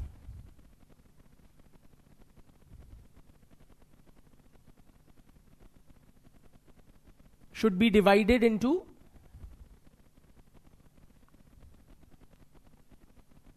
smaller and simpler tasks.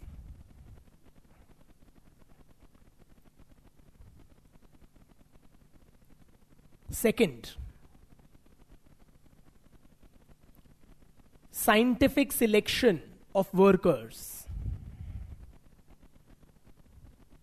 Scientific selection of workers. Same point. It is the responsibility of the management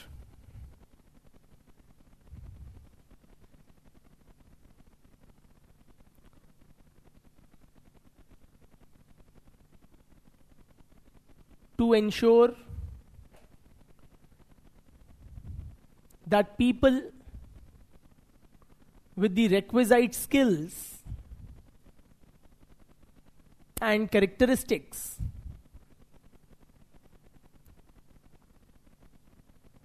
are selected for every job. It is the management's responsibility to ensure that people with the requisite skills and characteristics, knowledge, etc., are selected for every job. For example, friends, say you are on the factory floor, and there is some, you need, the work involves picking up something from a shelf which is slightly high up. Then which type of persons you should be selecting for that task? Tall persons than, say, short persons. Yes or no? Or there is another task which requires a lot of muscle or physical strength. Heavy lifting is to be done. Then who should be selected? People with stronger bodies. Or there is another task which requires, say, nimble fingers. Are you with me? Who should be selected? Those who have nimble fingers. Say possibly women, or children, or whoever. But point is that you select, and this we are just talking about the physical characteristics. There can be so many other things. Say you require somebody for programming. I am a good civil engineer. Should you select me? Of course not. I'll be wasteful. Yes or no? So point is, you match people's capabilities, skill sets, characteristics with the requirements of the job. That is scientific selection of workers. Third,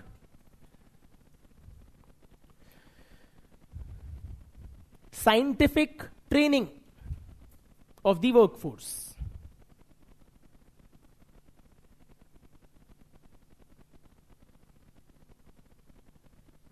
Meaning what? If any skill upgradation, technical know-how, etc. is required for the performance of any task, whose responsibility is it to ensure that the workers have the requisite this thing? The management. Okay? Fourth, cooperation. Dash. Taylor suggests that the management and the workers should work in close and regular cooperation. Close and regular cooperation. Take. So these are the four main principles. Now, next para.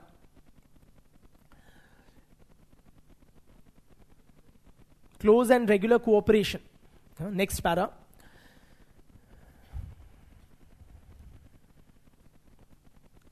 Taylor considered that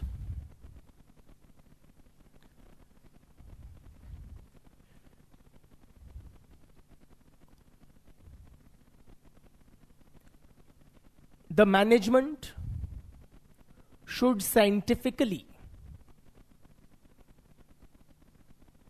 determine the one best way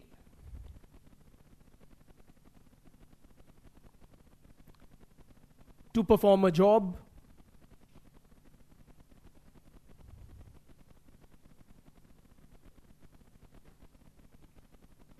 through time and motion studies.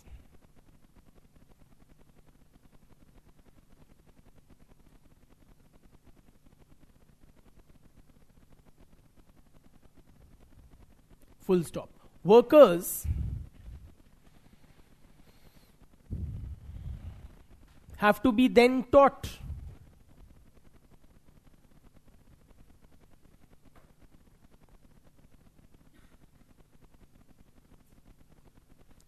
the one best way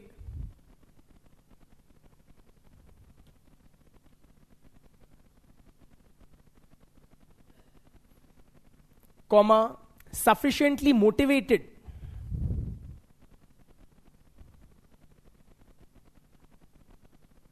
by good pay and incentives,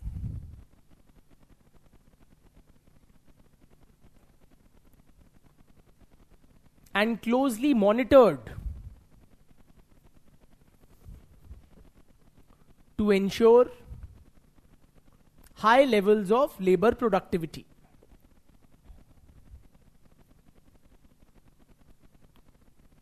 Full stop.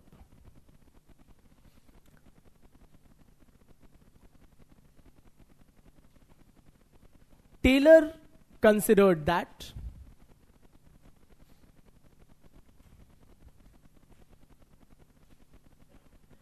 if scientific management principles are consistently applied,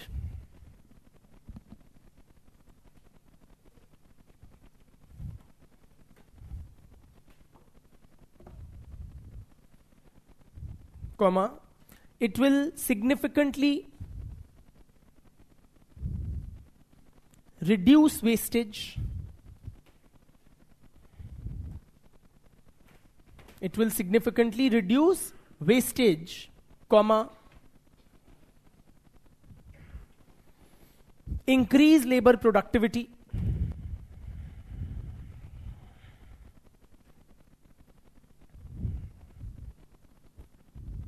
and ensure harmonious industrial relations.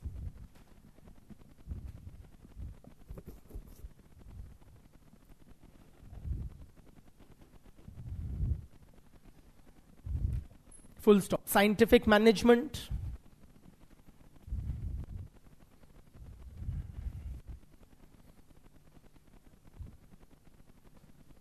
can lead to a mental revolution.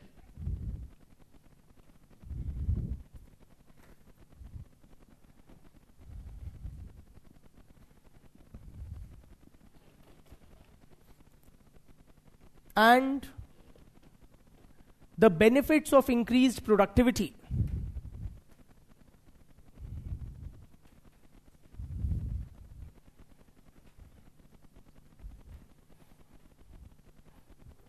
will benefit all the key stakeholders, including management,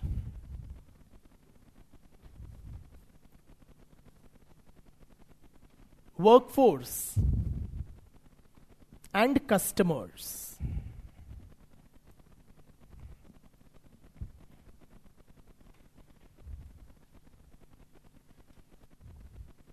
ठीक, कैसी लगी इनकी बात? सही है या नहीं है? सही in the sense not theoretically. Do you think, what is your sense? Was Taylorism or scientific management successful in, or did it yield the results that it claimed would follow? What is your layman observation of industrial history? Brother? Yes?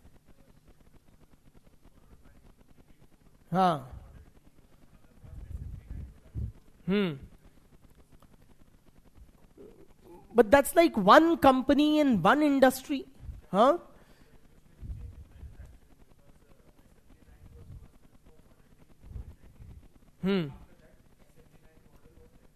So it was then replicated in every other industry. Brother?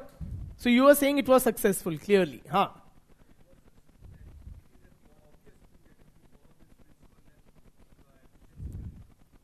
What now appears to be very, obvious or this thing, that it does not even need being stated. But that time it was a very different kind of this thing, notion of management. So you're saying it is obviously successful. Bitya?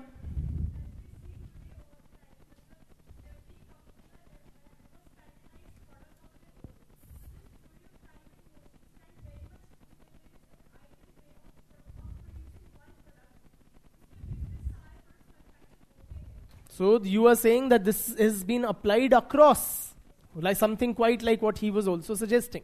You had something? ठीक है. So, brother?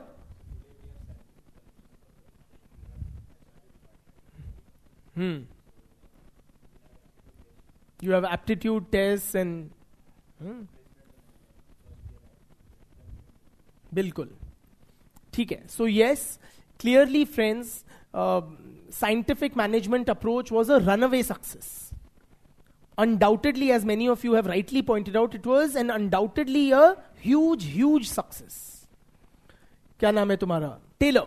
Taylor worked as a consultant to 2 steel plants. Okay, both of which were in the red, matlab were loss-making units.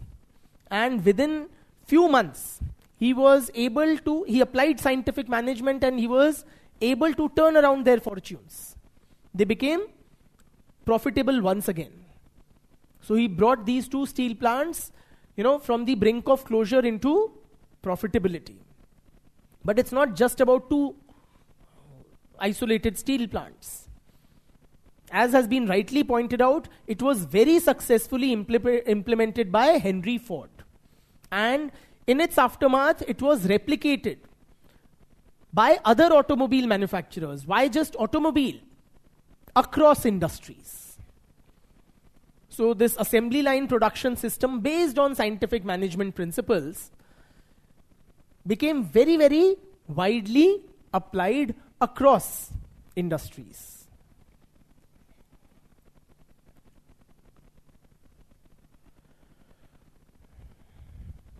ठीक? And not just in the capitalist world, more so in Eastern Bloc. It was widely applied. Because, there it is even more applicable because there is centralization, centralized planning and everything. Huh?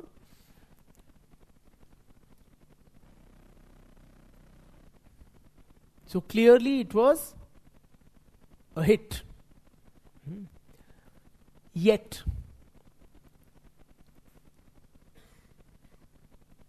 Taylor, right, who had helped turn around the fortunes of these 2 steel plants as a consultant, he was unceremoniously kicked out from both. Due to opposition from who? Workers. Why? Why would the workers oppose Taylorism? You're absolutely right. But why did the workers oppose Taylorism? Sorry? Yes, brother?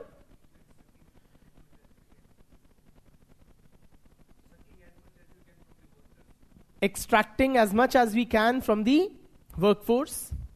Yes?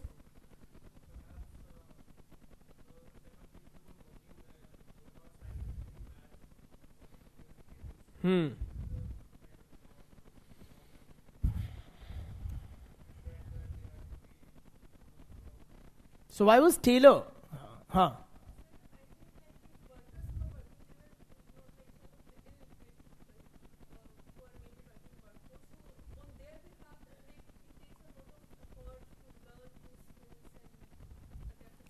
It was opposed by the workers, friends. Taylorism faced very stiff opposition and criticism from workers.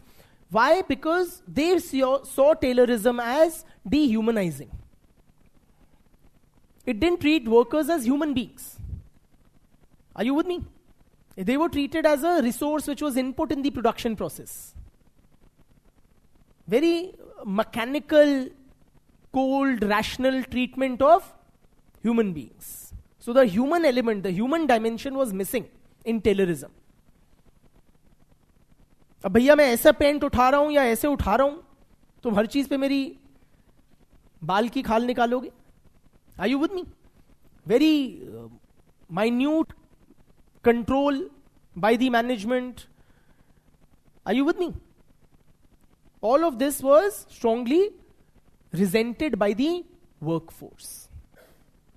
Workers were now treated like a cog in the gigantic machine, as if they were an appendage to the machinery. जैसे हम machine को देखते हैं भैया कैसे कितना तेल खा रही है, कितना आउटपुट दे रही है, उसी तरह आप ह्यूमन बींग्स को देख रहे हो.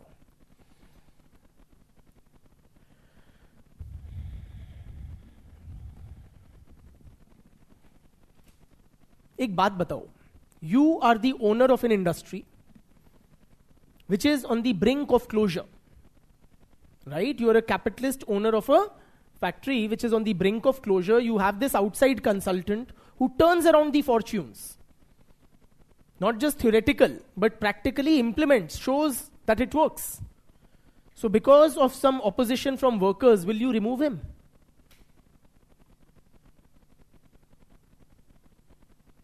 Taylorism also faced stiff resistance from managers. But why would managers be opposed to Taylorism?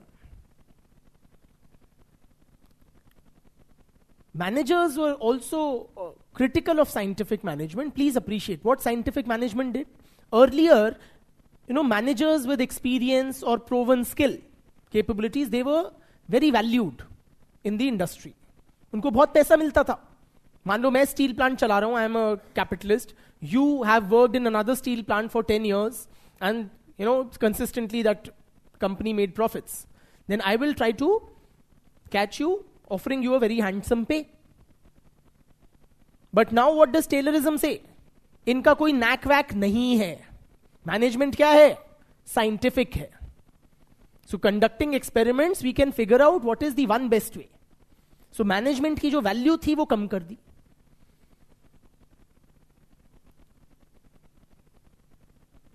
Not just that, उनकी रिस्पॉन्सिबिलिटी बढ़ा दी.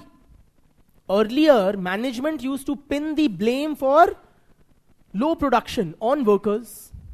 But in Taylorism, Taylor is categorical that production is the combined responsibility of workers and management.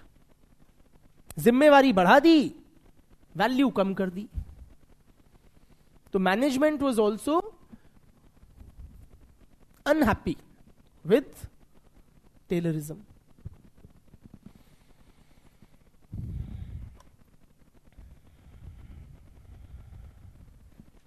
ठीक? So, somewhat addressing these criticisms, specifically that Taylorism is dehumanizing for the workers. Another managerial approach became popular, known as the human relations approach.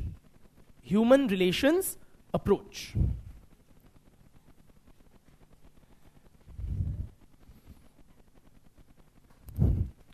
This human relations approach is most closely associated with the name of Elton Mayo. Elton Mayo.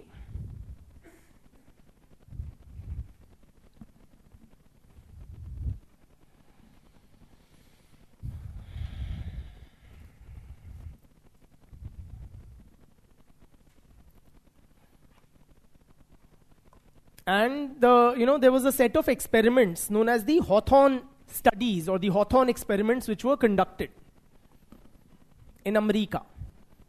Illinois में एक Hawthorne उस town का पुराना नाम था जहां पे western electric का प्लांट होता था. वहां पे ये सब छोड़ो, हॉथॉर्न एक्सपेरिमेंट किए गए. ठीक है. In these Hawthorne studies या experiments, the researchers were trying to identify the relationship between the physical work conditions and worker productivity. Physical work conditions and workers' productivity.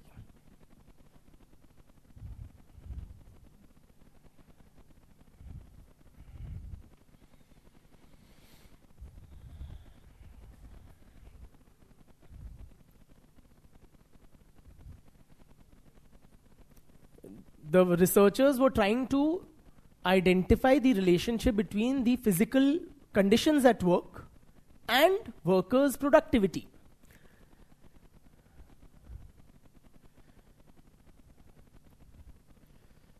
Physical work conditions हो गई, stuff like lighting. Are you with me? How does the lighting in the workplace affect worker output? या temperature, ventilation, rest breaks, ये सारी चीजें, how they affect worker productivity. Initially it was other researchers who were conducting these experiments. Mayo joins later. Now what these researchers saw, that when lighting was when the workplace was well lit, it was a factory setting. So when it was well lit, the worker productivity was high. When it was, well ventilated, the worker productivity was high. When the temperature was maintained at a, very comfortable kind of this thing, and the workers were given regular rest breaks, the productivity was high.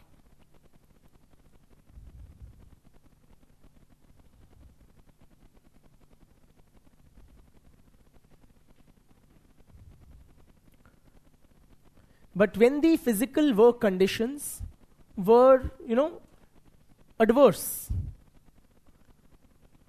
matlab workers were not given adequate rest breaks, the lighting was not optimum, etc., then the worker productivity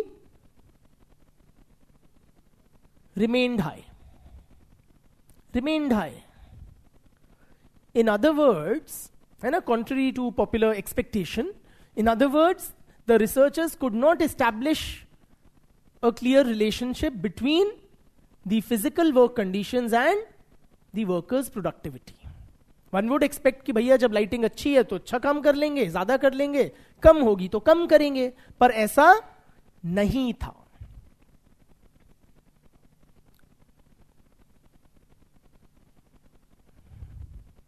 So they could not establish any clear relationship between the conditions at work and workers' productivity. It remained high, irrespective. So the researchers also felt high. How is this? How would you explain high worker productivity, irrespective of the physical conditions? Any guesses?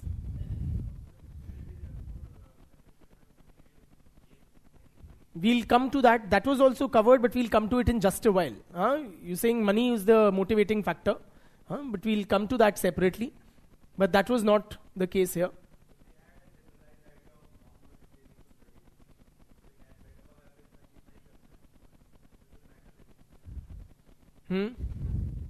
Habit, उनको आदत थी, है, चाहे कैसी ही हो, brother. The internal. So the worker productivity remained high because the workers knew they were being observed. ठीक. In fact, since then, this is known as the Hawthorne effect. Simply, when you know you are being observed, then that knowledge itself tends to modify one's behavior. Are you with me? So because they knew they were being experimented upon, they knew that they were under observation by the management, they continued to produce at a high level irrespective of whether the work conditions are favorable or somewhat adverse. ठीक? But then you can't catch really the true, how it would have been in natural kind of conditions. Khair. Enters now Mr. Elton Mayo.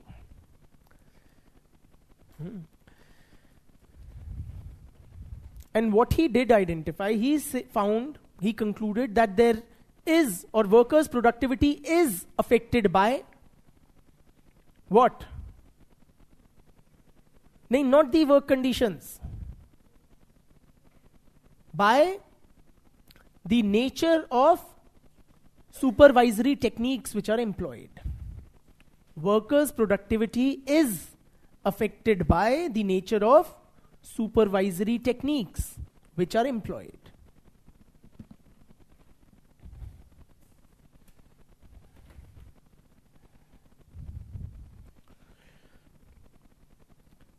If the supervisors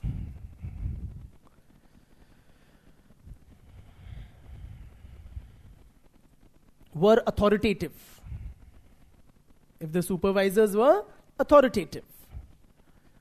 communication was top down,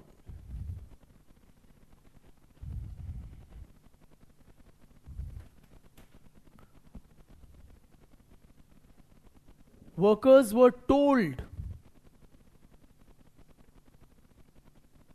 to work in a particular fashion, then the worker output or productivity would be lower than, and worker productivity was high if supervision was friendly.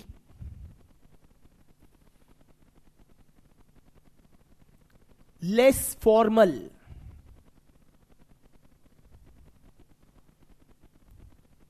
Workers' productivity was high if supervisors were friendly, less formal, if communication was two-way, if workers felt that they could freely express themselves.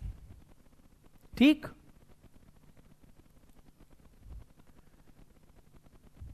If they were made to feel that they, that their views mattered, then the productivity was high. ठीक?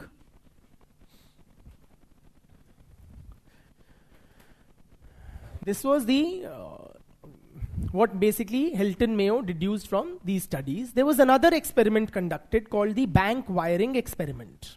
Bank wiring experiment, again a part of the human relations approach, by and involving Hilton Mayo.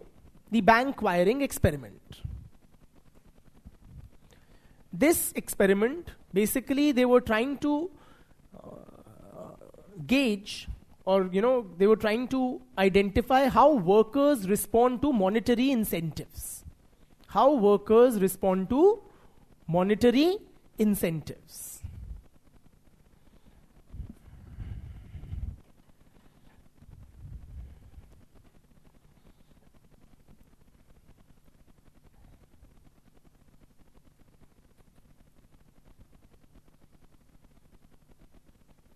So how do workers respond to monetary incentives? Simply, they tried positive incentives and negative incentives. Positive incentives मतलब अगर इतना produce करोगे तो आपको इतना ज़्यादा मिलेगा. Negative incentives मतलब if you don't produce this much, then this much will be deducted from your wage. ठीक?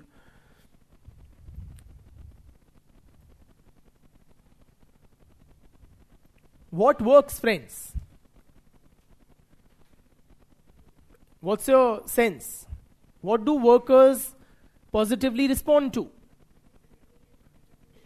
Group incentives या individual incentives? Positive incentives या negative incentives?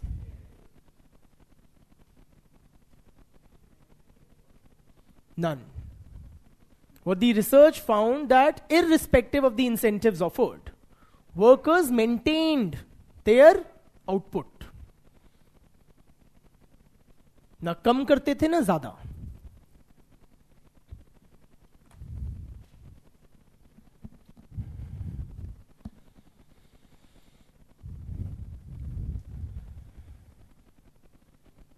But that's very odd, no? Because that is the conventional thinking, that people respond to monetary incentives. Money matters. So if you want people to work harder, you incentivize them. You offer them more money. Or not.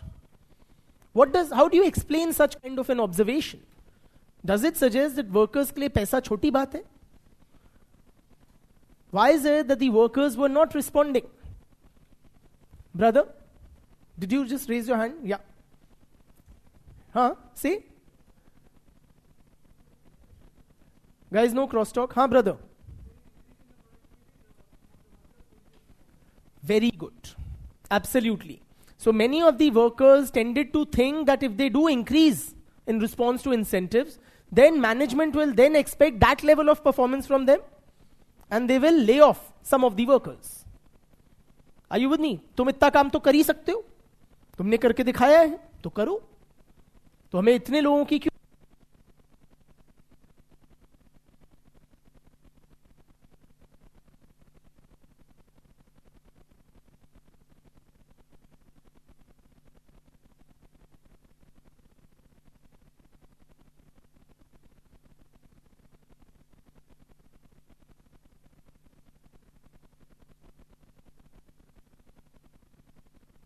Hello? Yeah. So that was precisely what many of the workers started fearing, that if they increase production in response to incentives, some of the workers might be laid off. So what was the broad conclusion that was arrived at from this bank wiring experiment? It was that, and please note, Mayo concluded that Mayo concluded that in every formal organization there exists an informal organization. There exists an informal organization.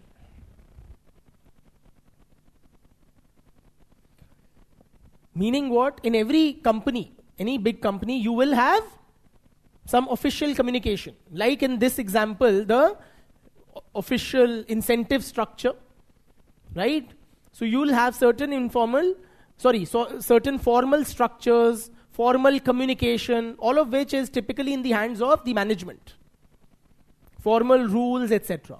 But apart from these formal rules, regulations, communications, memos, notices, etc., there also exists informal structures, informal groups, informal communication, which also greatly affects workers' behavior and productivity. In other words, friends, the workers amongst themselves had developed an understanding that we will continue to produce only this much and no more. Informally. कोई कानून नहीं था, कोई सरकारी क्या वो official communication नहीं था to this effect. In fact, the official communication was to the opposite effect, that increased production. But informally, amongst themselves, the workers had decided that we will not produce anymore. So say one of the workers, if he were, to get greedy and started producing more, the other workers would employ informal methods to pull him down. Are you with me? So, during lunch उसको boycott कर देंगे, मुंह फुला के बैठ जाएंगे, बात नहीं करेंगे, taunt मारेंगे. Are you with me?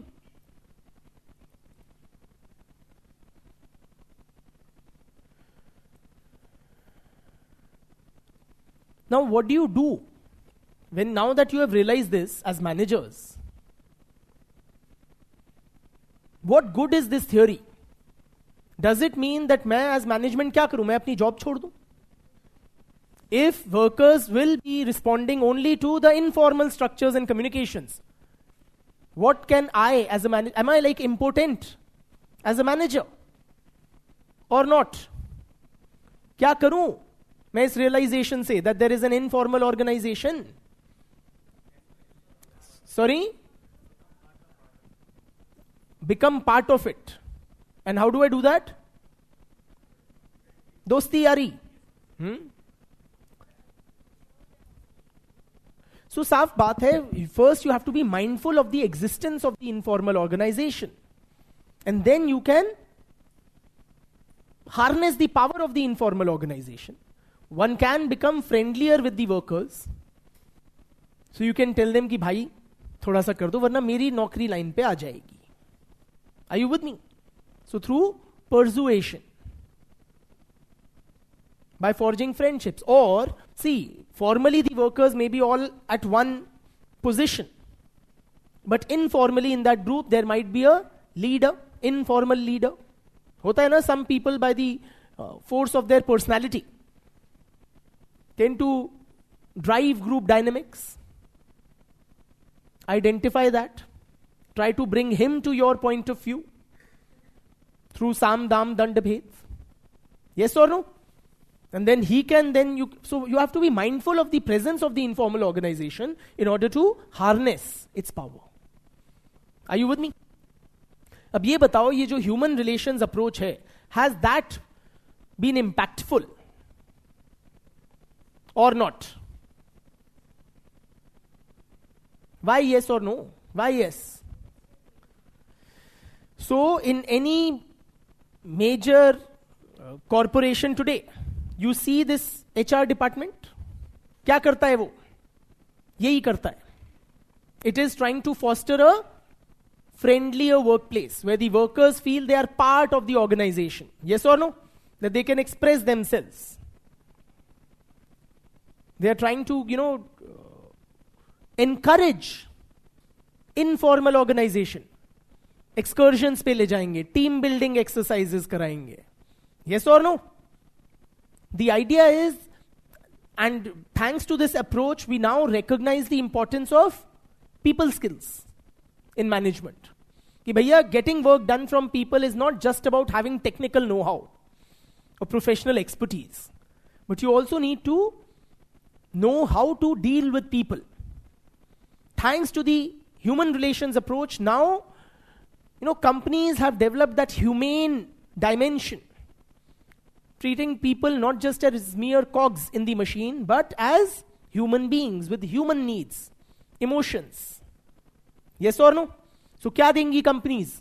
Certificate of recognition, a pat on the back, a friendly word, mentoring and advice, and so on and so forth.